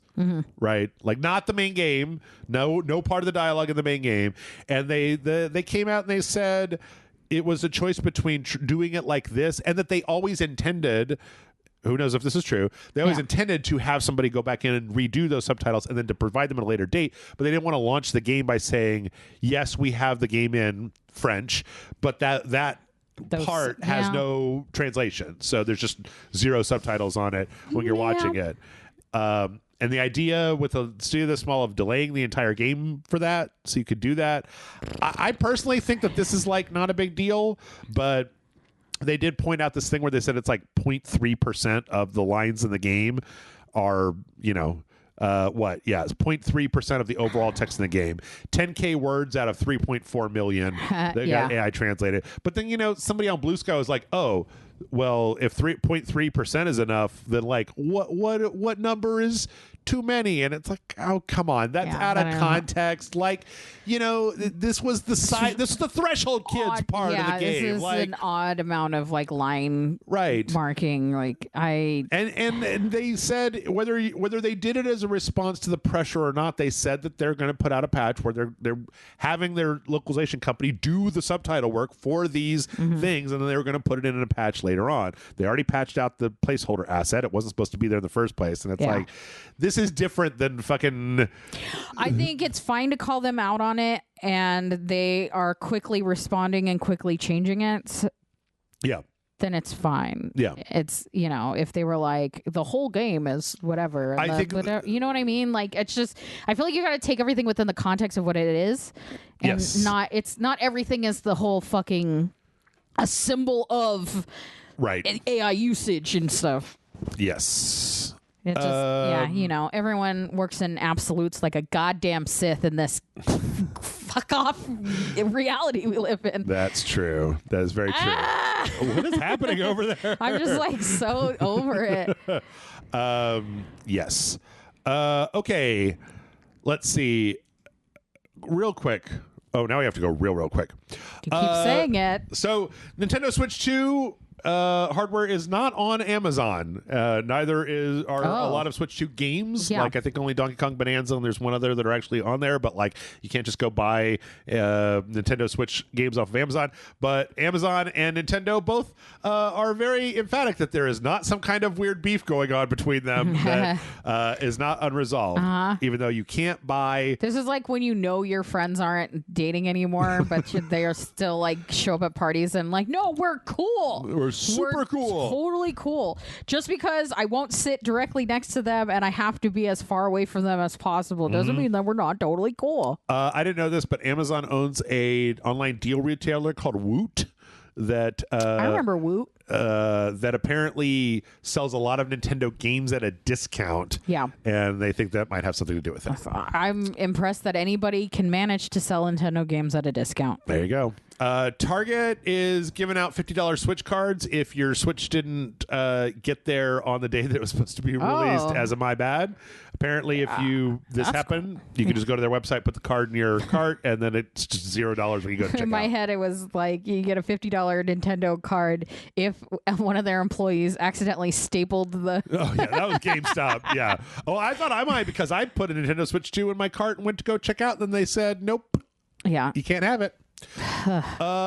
There is a Brazilian consumer rights agency that is now bringing a suit against Nintendo for their because Nintendo has this new thing where if you try to load it up with like a mod card or you do something stupid, like they could just be like, your Switch no longer works online. It will not ever go online ever again. And like there's been more reporting that says like the retailers, they can't fix it. Nintendo cannot fix it. Like there is no reset once that Switch gets They're like, flipped. Here's what we do. We light the earth on fire. We scorch that earth, baby. Yep. And Brazil is like, no, you can't fucking do that. Like, you can't just like say like, hey, I've decided to turn off the feature that you paid for. Like, you're not allowed to do that. It doesn't matter if I break your rules. You're not allowed to just be like, haha, lols, goodbye. Yeah. Even if you agree to it. Also, they put in a thing in there that said that you can't sue them.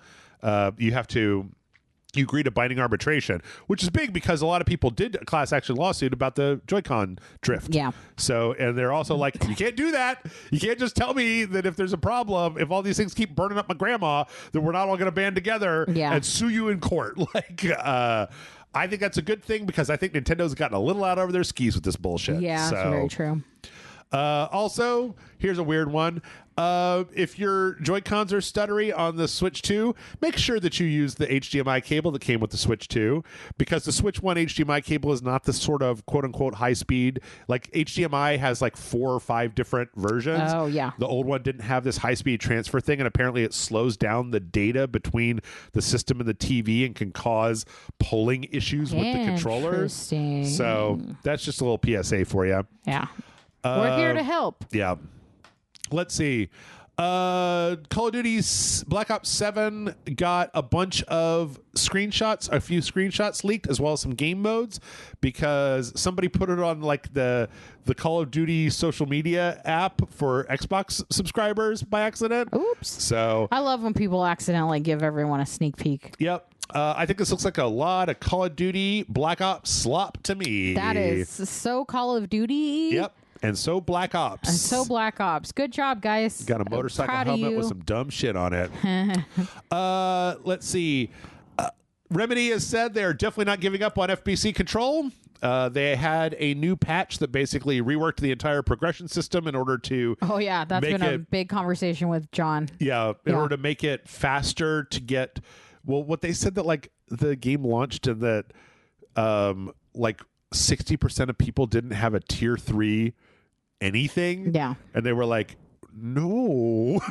So there's some other stuff too that they're working in here. Like apparently now if you get you're on fire or you get a stat spec, you can just jump up and down to get rid of it. And I'm like, they're like, we can't have you stop, drop, and roll, but you could just like hop and hop. Yeah. Yeah. But they're very much in it to win it. And they say that they're going to try to keep that stuff going on because the launch numbers have not been super great. Yeah. So yeah. John really likes it. You guys should play it so John has some people to play with. Yeah.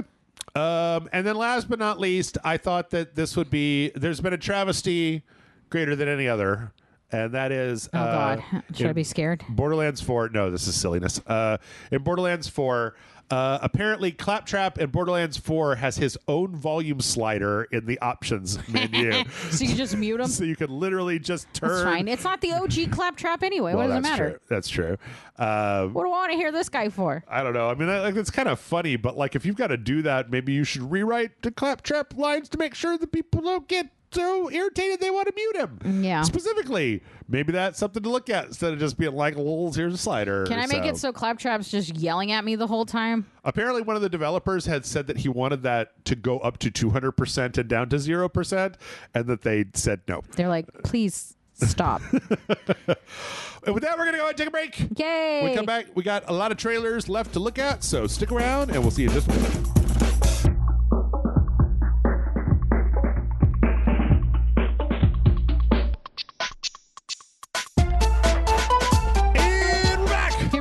And you guys didn't put our voice volume on the lowest, did you guys?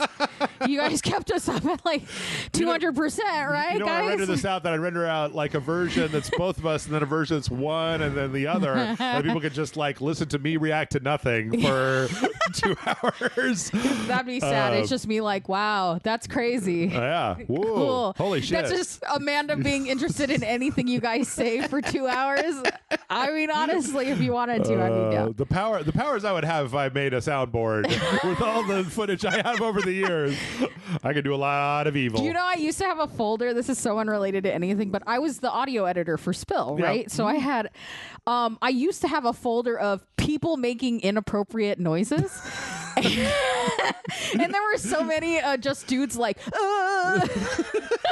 I was like, one day I'm going to just compile everything together. 6 hours of dude noises. Here they are. The worst ASMR ever. Let's see. So our first trailer was actually one from last segment, but they did a big update for Red Dead Online called Strange Tales of the West that had like 4 different things. And this is huge news because Red Dead Online hasn't been updated in a long time, and everybody like gets really excited. The people who are still playing this game get really excited when it happens. And it's 4 weird West tales. Are there Tin Woodsmen? Yeah, it's like a zombie.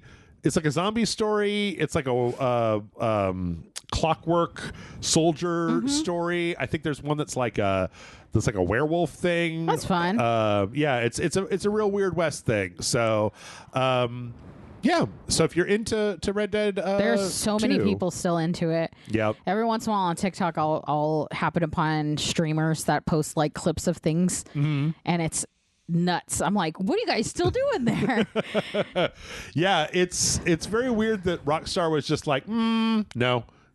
We're just going to update Grand Theft Auto Online and this brand new game that we spent all these years working on. You guys can all go to hell. So, yeah. Let's see. Speaking of big updates for online games, we got a new update for Marvel Rivals. A new season has started.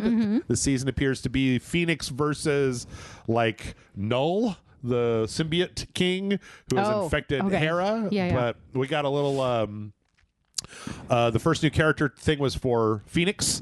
I kind of hate this Phoenix outfit. I hate all Phoenix outfits. I hate the fucking Phoenix. Yeah.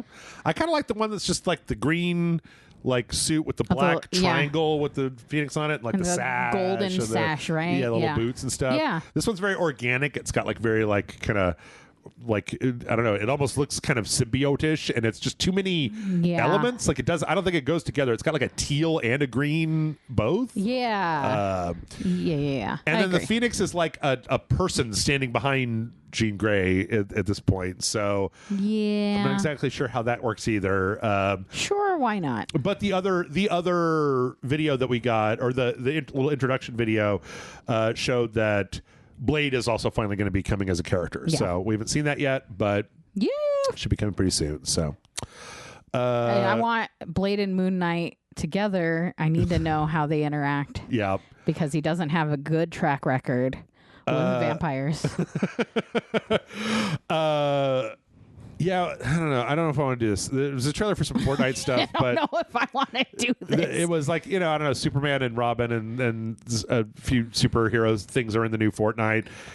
It's fine. Sweet. Yeah, it's fine. I don't know. Hell yeah, bro. Some of them are much more interesting. There's like a whole series of original characters that I think are pretty cool. That's fun. But the big crossover, son of a bitch, that was like, who started smoking weed over at the Call of Duty? We've got Cheech and Chong. We got started. We had like Snoop Dogg. Yep. We had Cheech and Chong. Yep. We had Jan Silent Bob. Yep.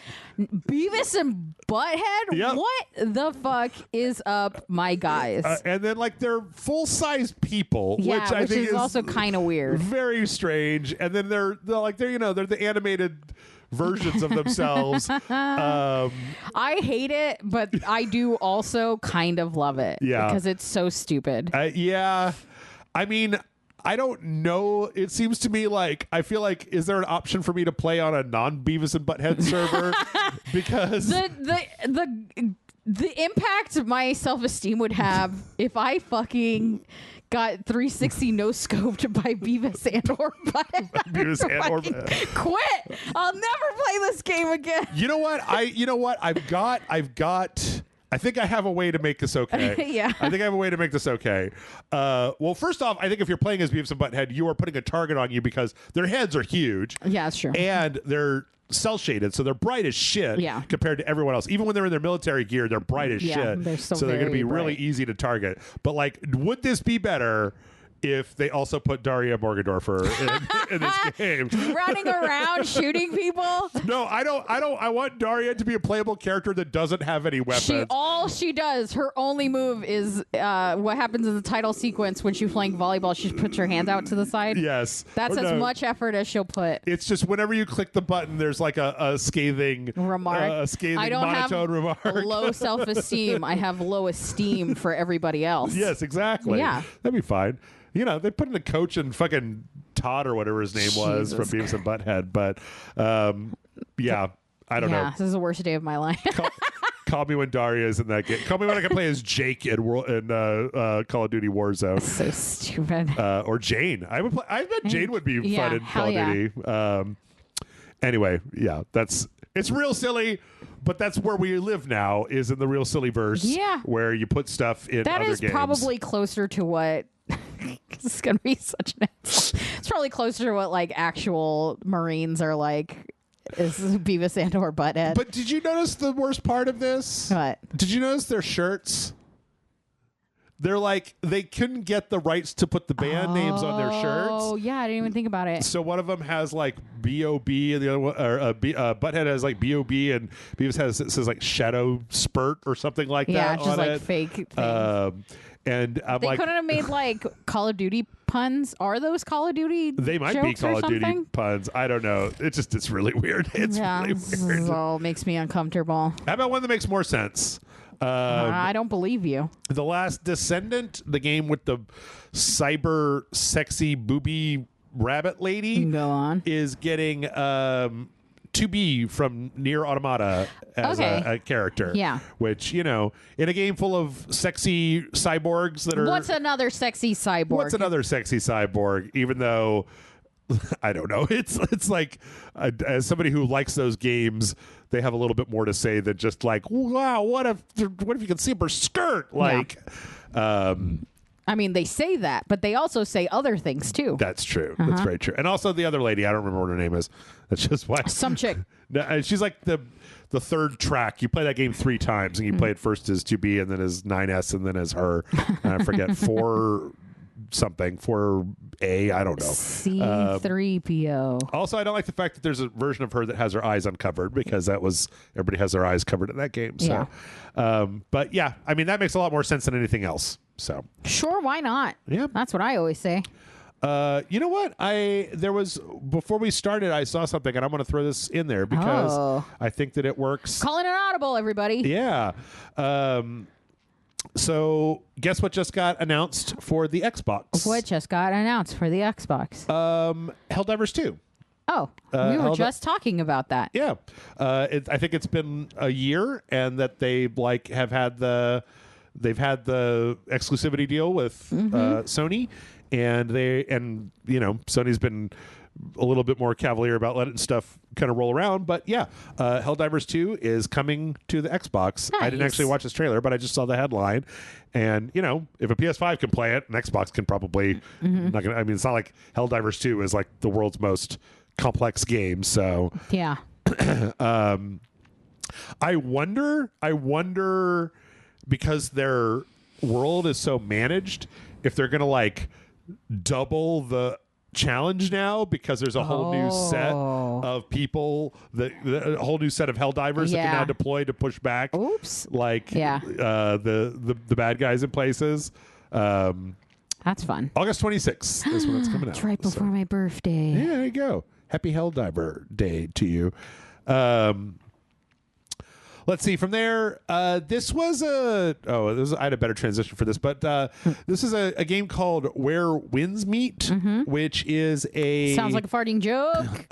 is a Chinese-based wuxia style kind of Sekiro Soulsy like game. Okay, but they put out this trailer called The Floral Reverie Sect, and it's just this kind of spirited away, there's no gameplay in here. It's just this sort of thing where there's this giant kind of palace, and they're having a huge party, and when people go in, it's this incredibly lavish thing with all these ladies on sashes kind of swirling around, and people watching them. Crouching Tiger. Yeah, and I couldn't exactly tell what was happening because I feel like it's very disconnected. There's this, they unroll this very big scroll, and this lady comes out of it, and it seems like she's going to stab a guy, and then they both disappear, and I think the guy is a lady now. I don't know how it works, because they give this guy this rose, or this red flower, and then this lady is kind of dancing around through the air, through the sky, mesmerizing everybody. And at a certain point, she kind of gets this one guy that is there and pulls him up, and then she pulls out a knife to stab him. And then there's a big what? And then all these flower petals drift away, and there's a lady in the air. And then when she comes down to the ground, she's got the red flower that the guy had. And I'm I don't have any idea what the fuck is going on here. But it's real pretty. Yeah, it's really nice to look at. It's super, super fancy and pretty. Yeah, that's the guy. So he is also very pretty. Everybody's really pretty in here. Goddamn. What are you guys all so pretty for? He reached for the flower and he got abducted. Yep. And then there she goes to stab him. And then there's this whoop. And now it's a lady. And that other lady with the knife is gone, and I don't know what happened. The end. Yeah. That's my story. Bye, Jeff. Symbolic. I don't know. There's like a little kid that says like wow, it's a heroine, and I'm like, what? She looks. I mean, she's got more clothes on than a lot of the dancing ladies in here, but like, yeah. Say what?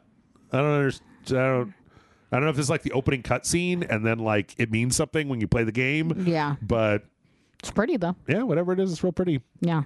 Chinese game development is getting closer, higher in quality. Like it used absolutely. to be a little bit less. So, all right, let's completely shift gears. Shifting gears. Because Angerfoot is launching on the PS5. Nice. Which is great. They put out a little animated trailer with the various creepy weirdos of Angerfoot all pointing guns at each other. And then it's kind of like a Daredevil thing. Is that a Day of the Tentacle? Their tentacles are like the level 3 characters with knives and shit. I think we got some of those in the demo.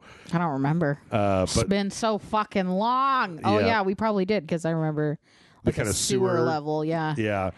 And then they have a big montage, which is why I was listening to the Angerfoot soundtrack because it's so just like thumping. Every track is like boom, boom, boom, boom, boom, boom. Pretty solid. I beat it because it came out last year, so nice. it was real fun. And I actually went through and got a lot of the different shoes because you get the different effects for the different shoes. Yeah. So, Angerfoot. If you haven't played it, check it out. It's really good. Yeah, I remember we had a blast playing it. Yep. Let's see. After that, we got a new gameplay trailer for Shantae Advance Risky Revolution. Hell yeah. This was an old Game Boy Advance game that they never finished, but they got all their assets back together and they finished it up. There's some kind of mechanic in this game where you can rotate the world into different configurations. Fez style? Sort of. Not like that. It's like you're rotating pieces of the world to connect up with other pieces. I'm amazed that Shantae as a franchise continues to exist. Yeah, I always forget it exists until something new comes out, and then I'm like, oh, right, yes. I mean, I played like the last 3 or 4 of them all the way to the end because they're really fun Metroidvania games with like great art and a good soundtrack. And but yeah, I don't know. I'm super excited to see this one when it comes out because, Shantae is great. Yeah. So, summer 2025. We're in the summer of 2025. Are we in the middle? We're at the beginning? We're still close to the beginning. The 21st was the first day of summer. Oh, that's right. June. That's right. It's been weird in Texas because like today it was rainy, so it's only like 85 and humid as shit, and God, that was the worst. Not 102. I'll take that over. It like rained all morning, and I went outside to take the dog for a walk, and me and the dog were like, it's like breathing liquid. It sucked. I went to go get lunch today, and I parked by the shopping center over by our house, and when I got out, my glasses just went, like couldn't see shit. Yep. Let's see. We also got the launch trailer for Ruffy and the Riverside. Oh, yeah. Which is a game that I've kind of had my eye on. I'm not super convinced. Well, the art is not my bag. This kind of 2D, but it turns thing is a little off-putting. A 3D world with a 2D character. Yeah. Which I traditionally am not a big fan of. But what I didn't know was they showed a little bit more of the actual mechanics of this, where Ruffy can copy the textures of the world and then paste them onto other parts of the world.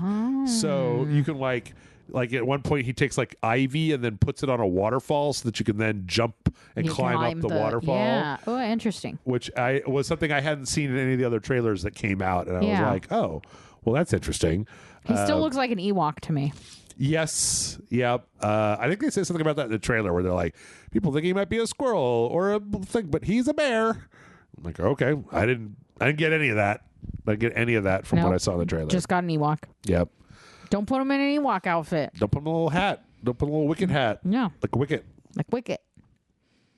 Let's see. From there, last week we had this trailer, but I decided to bring it back because we didn't get a chance to watch it, of a game called Gloomy Eyes, which is kind of looks like an adventure game where you've got a character named Gloomy that is a little zombie boy, and then also the fuck is up with all these? Who's letting the goth people make these video games, man? And then Nina, who's got like a real with that lady that did the Big Eyes paintings. Oh yeah, kind of I don't remember what they're called, but yes, or the painter is called. But and then they're both in a very Tim Burton meets Funko Pop land. yeah. I was gonna say they do look like Funko Pops. Just they got the big square heads. Yeah, they got that Bobby's World head. Yep. But it also appears to be some kind of like co-op love story thing. Looks kind of interesting. I don't know. The idea, I think this is one of 3 or 4 different games that have come out over the last couple of years that's like kind of has a Tim Burton aesthetic to it. Yeah. Got that Coraline look to it too. Yeah. But you put a small child in a fucking raincoat and I'm going to be like, Coraline. Yeah, I don't know. It seems interesting. I'd be interested to know a little bit more, but yeah, we'll see. We'll see how it goes. Let's see. After that, this was one of the only things that they had in that Arc System Works preview that I was interested in. A game called Demon's Night Fever. That doesn't really have any gameplay. It's just got a bunch of art where you play as a guy, like a gloomy dude that doesn't want to do anything and hates the world, and then he fuses with like a demon. Sure, like you do. And then you do evil. You do a lot of evil. I'm in. You turn into a weird evil superhero demon and go do horrible stuff. And I'm like, well, I love this art style. Yeah. Art style is incredible. It's like very bombastic. It's kind of anime tinged, but with like real punchy lines and stuff. Yeah. But they didn't show any gameplay.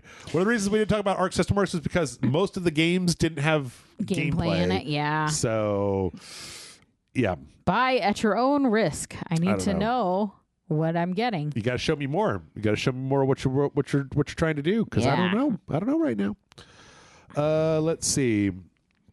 We also got, this is a gameplay overview for a game called Fear the Reaper. This appears to be a new like asynchronous multiplayer slasher game where you play as like this kind of, it's an original slasher character, and there's like a bunch of teens, and then like, so it was very interesting mechanics. Like it starts up and the teens will call the police. Like their first aim in the first 2 minutes is to call the police. Yeah. And once they do that, then it starts a 9-minute countdown timer, and you've got to kill them all before the cops get there. Before the cops get there. And then, like in the first 2 minutes, you can't see them as the killer, but then later on, there's a bunch of really interesting mechanics where like you can vanish and you'll be invisible. Yeah. And then you can like reappear, but only outside of the sight line and outside of like 5 meters, I think, from the players. Yeah. So it's like simulating the killer always being there, but like kind of seeming to teleport around, but you never see them. Yeah. Type of thing. They show that like, yeah, when you're vanished, like if the teen players duck, they like disappear and you can't see them at all. But then there's like all of these new all these different mechanics. Like you can't open like you can open doors. Or no, you can't open doors when you're vanished, but they do show one where like another character, like one of the players, opens a door to a house, and then they like follow them in, and then they go around the corner into a closet, and then like reappear, and then when the character comes around the corner, they're just like, oh, that's perfect. So a lot of this seems like they did a lot of work to try to like simulate the to simulate like how horror movies work.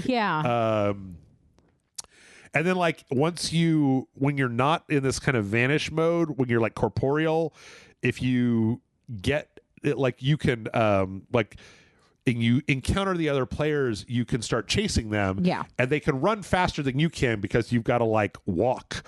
But then like the more you chase them, you have a rage bar that goes up, and the higher that gets, the faster you get, until it gets high enough and you can literally vanish and then grab and kill them at the same time. Yeah, which means it's easier to survive for longer, but the longer you're surviving, the more powerful the killer becomes. If you can't shake them, then suddenly they can just pop out of nowhere.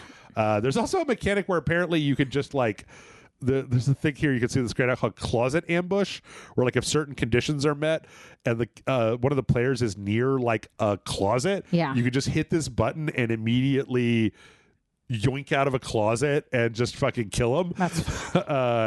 So yeah, I mean, it's like the graphics are okay. The killer design is acceptable. Yeah. But I do like the idea of this being like trying to simulate a horror movie. Yeah. Right. As opposed to, like, I think that a lot of like the Friday the 13th game or whatever was trying to make you simulate Jason Voorhees specifically. Yeah. And this I kind of like is more of a like, because it's generic, it gives you a little more freedom. yeah, exactly. Yeah. You don't have to worry about That's it. fun. So, oh yeah, that's Closet ambush. Closet ambush. Nice. So you just go from, you're just outside and then the closet ambush lights up. You're just like, aha! I'm in a closet. And then come out and do some murders. So yeah, Fear the Reaper. Check out the... Yeah. Seems neat. Yeah, also one of the characters will be the final girl or final boy. And like if they die before being the last one, it's like you get a big bonus. Yeah. But then I think if they survive all the way to the end, they get a bunch of bonuses. Yeah. So like interesting. it could be in their best interest to like try to survive as long as possible. Let's see. Change in lanes dramatically. We got the launch trailer for Chronicles of the Wolf. I gotta find a place to put this on the channel because this is just Castlevania. Like they just. I was kind of hoping it was closer to Altered Beasts, but it's fine. They just made themselves a Castlevania, and Did you ever go in to make a game and you accidentally just make Castlevania? You're just like, oh, that's just Castlevania. I just made Castlevania again. This is the fourth time I've made Castlevania. And like everything in my brain tells me that I should like this, but it's a little like stiff. Like there's something that's a little off about the art and the animation, and I can't tell whether that's something I'll get over or yeah, maybe if it's when it's in your hands, it's different than watching somebody else play it. Yeah, you know, I don't know. But Dad does look the guy's a little tall. I feel like he needs to be wider, or yeah. I was thinking maybe the stiffness is watching him walk because he looks real stiff, gangly. Yeah, just like stick up his butt. Exactly. I need a cool lead character. It's got that butt stick. It's like a corn dog. Speaking of Metroidvania style games, there was a game that came out earlier this year called Mandragora, Whispers of the Witch Tree. That was a 2D side-scrolling kind of, or it was 3D, but it was a side-scrolling kind of Metroidvania style game. I actually ended up beating this game because it kind of came out when there was nothing else out that I want to play. Yeah. And I really enjoyed it. I wish I hadn't though, because they just put out a free update with a bunch of like quality of life stuff. So you know, you have a camp full of crafters. Now there's a portal that goes from one side to the other. Or in the previous one, like when you got to the last boss, there was this incredibly long run up to the last boss, and they finally put a checkpoint right outside the door into the last boss, and I'm like, fuck you guys. Put in all that work for nothing. But yeah, this is a great game, and I think that people should go check it out because it you know, it had a pretty decent story and it had really fun gameplay, and I thought that it was a lot more than the sum of its parts. So yeah. Okay. What's next? The Precinct got an update as well. This is apparently you used to not be able to do stuff in the Precinct unless you had a partner with you, but now you can do solo patrols.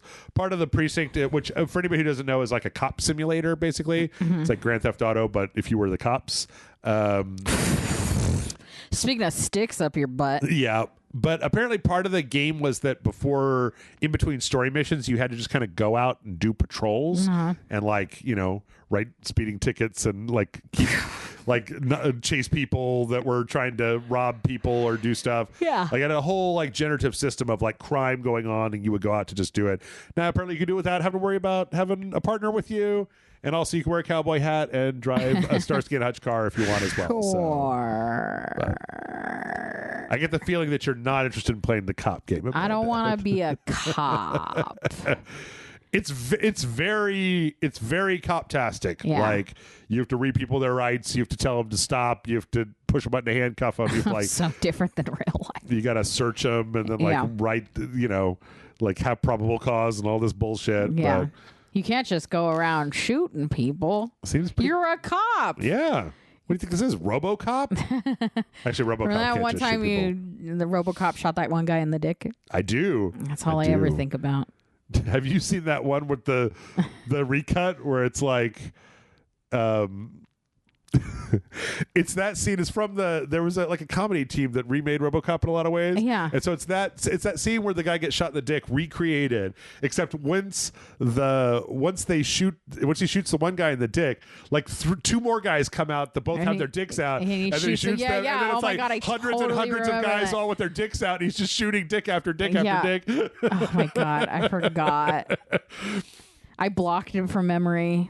I think that might be from the one where they do where the Ed 209 comes out and it's just boxes. It's like a guy with a bunch of boxes, and the guy that gets shot is a Muppet when he gets shot. 100%. I bet it is the same person. Yeah. Or everyone just really thought about RoboCop a lot during the same period of time. I think about RoboCop a lot right now. I've been thinking about RoboCop for the last 20 minutes. Abiotic Factor got a 1.0 cons and console release date. This is a game I really got into earlier this year, but then stopped. So this is basically Half-Life 1, except it's also a crafting and survival game. Okay. So you go to Black Mesa the day that the big thing happens, and while Gordon Freeman is off doing stuff, it's not that, but it's basically like you choose a class, you decide whether you're gonna be like a scientist or like a security guard, and you get stats, but then like you have to rest, you have to eat, you have to defend your base from stuff, and so you have to take all of instead of chopping down trees, you're chopping down desks and pencils and phones to build the stuff you need to survive. But then the Black Mesa complex here also has portals to other worlds, and it's great because the other worlds are like, there's one that's like Silent Hill, there's one that's like a weird like Bloodborne almost place, and so you have to go to those other worlds to get some of the things that you need to survive, and then you slowly kind of work your way from down through the complex to different levels, and you'll get more powerful stuff. Really fun. You can play it online with other people. Blake and I did a video where we played as a co-op game. It's really great, and it really does capture that Half-Life 1 feel. Nice. Yeah, it looks cool. Yeah, and July 22nd is when it's coming out. I'm pretty sure it's going to be on PS Plus, but I would like to encourage people also to go buy it, because I want them to do more. Right. This is taking a chance on a wacky idea, and it totally worked out for them. They had huge pre-sales because all of their updates were very timely, and they were very professional, and the whole game had a lot of like really good like polish to it. It was very satisfying. I think that these guys deserve a big attaboy for everything they've done. So a lovely pat on the back. Yep. Let's see. We also got a trailer for a game called Gunstoppable. Nice. That's a great name. Yes, which is the reason why it's still on the list. It looks like a Nightmare Disco Fever dream. Yeah, I hate it. Where everything is bright and colorful, and you are speed running too fast, and there's lasers. Yep. And it's also like a roguelike, so you're like powering up as you go through the game. I know without a doubt that you're going to make me play this game. No. Every time it's one that's like, this looks like it'll hurt. I always end up being the one. It always ends up being me. I don't know if I'm going to play this game at all. Yeah. Like, that's the question is. That straight up looks like a Halo guy, though, at the very end. Yes. Also, they're doing like a weird forced perspective thing on him, and it doesn't look right. Yeah, I don't like it. Let's see. We also got the launch trailer for the Front Mission 3 remake. So we got the Front Mission 1, Front Mission 2 remakes, now Front Mission 3. You want to get to your Vanzas? I just want mech games where I get to control the mech in a single player. I don't want tactics. Yeah. I think that this is good, though, because it means they've gone through 1, 2, and 3. And I think Armored Core, Front Mission 4 was like universally renowned as like one of the best mech games of all time. And that's the one they're not going to redo. And that was on the PS2. So I don't know. Pretty sure it's only a matter of time. They seem to be on a roll with this thing now. Baby. Yeah. But yeah, looks good. I'm curious to know if there's a Switch 2 version or if it's just on the Switch 1. So yeah. And then let's see. Amanda, I'm not sure. I would get your opinion about this. Sure. So this is a game called Full Metal Schoolgirl, where It's the future, and cyborg employees are forced to work for exploitative corporations. A mad booby scientist kidnaps 2 schoolgirls and turns them into the ultimate cyborg killing machines. We haven't played this? It feels like we played this. Nope. This is not out yet. Turns them into weird cyborg killing machines. Sure. And they have to go back to the company, and they have to blow up all of the evil employees. And this also feels like the kind of game you would make me play. This game I probably will make you play. But there's a really interesting thing about this. Uh-huh. You know who's making this? Who? Ukes. Ukes. What else did Ukes do? Ukes used to be the ones that made all the WWE games. Okay. And then they left and they made one Earth Defense Force game, and now this is their next game. And I'm like, okay. Sure. Which I think, like, once I heard that, I was like, I think some of the way that the motion on these characters looks, it's a little loosey, and I think that like really reminds me of some of the older WWE games. Yeah. But we're gonna play this like it's Split Fiction. Full playthrough of Full like Metal Schoolgirl. 2 sexy schoolgirls going through adventures. Yes, but not in their own subconscious. Yeah. There's no internal development. This is clearly my subconscious. Yes. October 23rd is when that's coming out. Right in time for Halloween. Never heard of this before. I was like, holy shit. Yeah. And yet, I feel like I've known it all my life. And then let's go ahead and wrap it up with some quick announcements. Okay. We got our July Xbox Game Pass lineup. And it's all kind of Legend of Mana and Trials of Mana are already out. Ultimate Chicken Horse is already out by the time you hear this. The Ascent is coming back July 8th. That's like a Cyberpunk game. It was like a launch game. Minami Lane, July 9th. I don't even know what the hell that is, but it's some kind of like cozy something. Sure. I don't know. It's literally like the trailer is from the Wholesome Direct. So cute. Not sure what it is. Yeah. Tony Hawk Pro Skater 3 and 4 on July 11th. And then High on Life is coming back on July 15th. This is a really weak lineup on Game Pass. It's kind of disappointing. Yep. Oh, no. During the summer? That sucks. Yep. So yeah, we'll see. We'll see what because usually they have 2. They have like the first 2 weeks and the last 2 weeks. Yeah. So it's possible the last 2 weeks might have some more interesting stuff. Have all the goods. Yep. Let's see. The Switch 2 launched with a few GameCube compatible games, and they just put their first new one on. And it is Super Mario Strikers from the GameCube. Hell yeah. People liked it. People loved it. I'm considering like playing it, doing a video on it, whatever, because the last one that they had... make Bryce do it. Yeah. He liked that other soccer game. The last one was that one that was like... it was really like kind of online focused. It was really hard. Like the one where the field was split in 2 and themed off of the different characters that had the big black lines on everybody. Yeah. And I like soccer, but I didn't like that. So I was like, I don't know. Maybe the GameCube one is the way to go. Who knows? Yeah. Everybody's favorite comedy robot horror game Repo got a big new update. Nice. This is the museum update where there's like, I don't know, the trailer has this whole like, it's a museum of people. It's a museum of humanity with no robots. No robots are allowed in this museum. Now, you're going in there with your little robots. And destroying everything and stealing stuff. Grabbing stuff. Yeah. That's fun. Yep. Such a Twitch streamer game.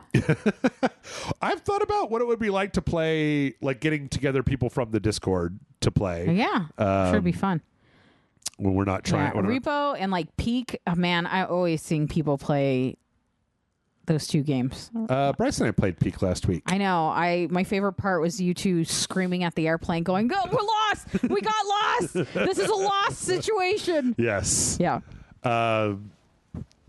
Let's see. There is an internal report that there is a new Ghost Recon game in development. Oh, yay. I know. So excited. No, I know. I think my brother's a big Ghost Recon guy.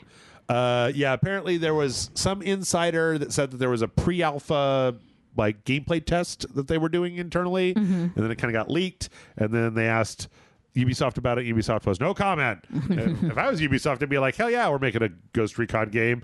Like, Ubisoft needs anything. Yeah. You need a win, Ubisoft. Like, I wouldn't say yes or no, but I'd be like, do you guys want us to do a Ghost Recon game? Yes. They said, we do not comment on rumor or speculation.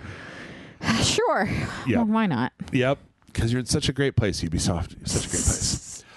Speaking of Ubisoft, there was an interesting interaction that came up with the voice actor for Edward Kenway in Assassin's Creed 4 Black Flag. Yeah. This was at a signing on like somewhere, and the voice actor, he asked them like, have you beaten Black Flag? And the fan in the clip said that they did, but it was a while back, and he was like, well, you might have to beat it again. And then he smiled and he winked, and they were like, the fan was like, is this true? I got to run through all of them again. And then he says, well, especially this one. There's a reason I say that, but I can't say anything. Yeah. Like, I love voice actors. I love voice actors and actors because none of them can keep a fucking secret. I know, isn't that great? And they don't seem to know when they're doing it wrong. They don't seem to know when they're spilling the beans on something. They're just like, ooh. But I will say that last week we had a whole thing where the guy that played John Marsden's voice was very coy and was like, guys, there's something coming on the horizon. It's big. I can't tell you what. I can't talk about it right now, but you guys, you know, you're going to keep your eyes out. It turns out that in Miami, they were having a reunion of the entire voice cast of Red Dead. Everyone was like, new content for Red Dead. And he was like, I can't say anything, but I don't speak for Rockstar Entertainment. Like, you guys need to depress your expectations. So. Yeah. That happens a lot where they like never say never, and it's like you're just trying to get yourself more work. You don't actually know anything. Fuck off. Let's see. EA Sports is teasing a new college basketball game. This would be the first time that they've done one since 2009.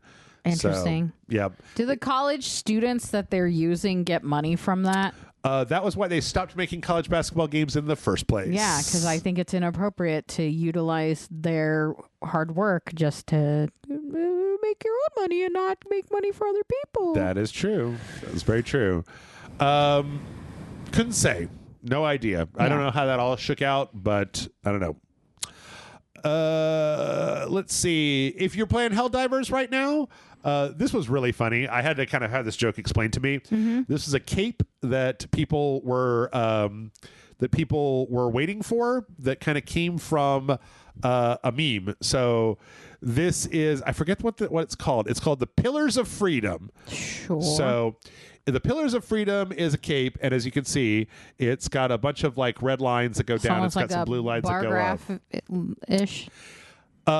This is the Steam review, graph that shows all the positive, and then there's this red line when they mandatorily put the PSN sign-in stuff into the game, where it was overwhelmingly review bombed. Yeah, and this cape is literally like stripes in the shape of the review bomb that go down the back of the cape, and I'm like, that's so clever. That's very funny. I like the fact that they laughed at themselves. And that they, you can't tell unless you're told what it is. Yes. Yeah. Yes. Because I looked at it and I was like, oh, okay. Yeah, like uneven stripes. It doesn't necessarily make sense. They were like, oh, this is to commemorate the review bombing. And I was like, is it? How? And then the graph, I was like, oh, okay. So yeah. That's so funny. It's such a great joke. And you guys are great. Yeah. So love it. And let's finish up with a few fun things. Yay, fun things. You know what? That's just somebody put guns in Oblivion, and I don't care. That's delightful. Okay, remember when we played Deep Breath? What was it called? Skin Deep.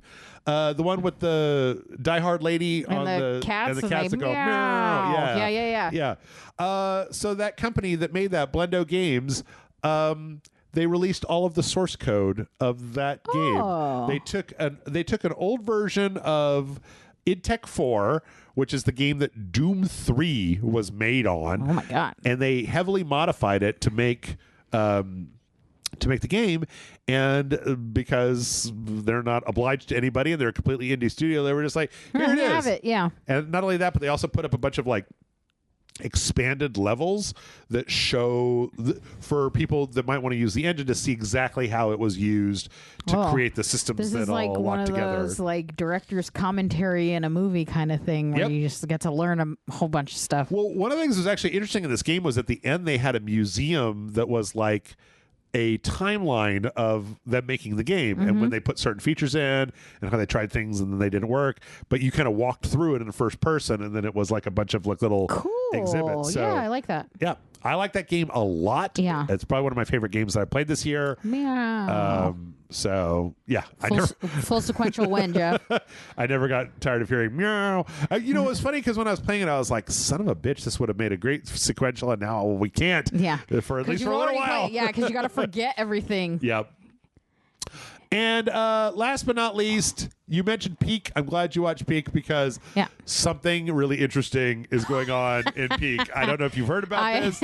I've heard rumors about this. Yeah. I saw this happen. So in the beginning of Peak, when you crash, there's a little plush like bird thing called Bing Bong. And so you could take Bing, like there's an achievement for taking Bing Bong up to the top of the mountain with you because it just takes up an inventory slot and it doesn't do anything. Yeah. However, well, he brings comfort. Yeah. However, there was a game that I saw where they threw Bing Bong in the ocean, and then as they were leaving, they heard like a voice that wasn't on their voice comms. And then they turned around and Bing Bong was like on the ground behind them. Yeah. And then they started talking to it, and like somebody was talking back through Bing Bong, and its mouth is like, it moves. And apparently like somebody on the development team or whatever has the ability to basically just like turn on Bing Bong in your game and start talking to you if you're playing online, or of course you're playing online, but if you're playing online. But yeah, there's this whole thing of them like in character. They're not doing a voice or anything. It's just like somebody with a regular voice. He's like, yeah, I'm Bing Bong. It's me, Bing Bong. And then like at one point they like pick up a lollipop and it's like, hey, let me taste that. And they just like hold it up to the back and they're like, ooh, it's very sweet. And I like the idea of the developer just being able to kind of come into your game and do whatever the fuck they feel like. Yeah.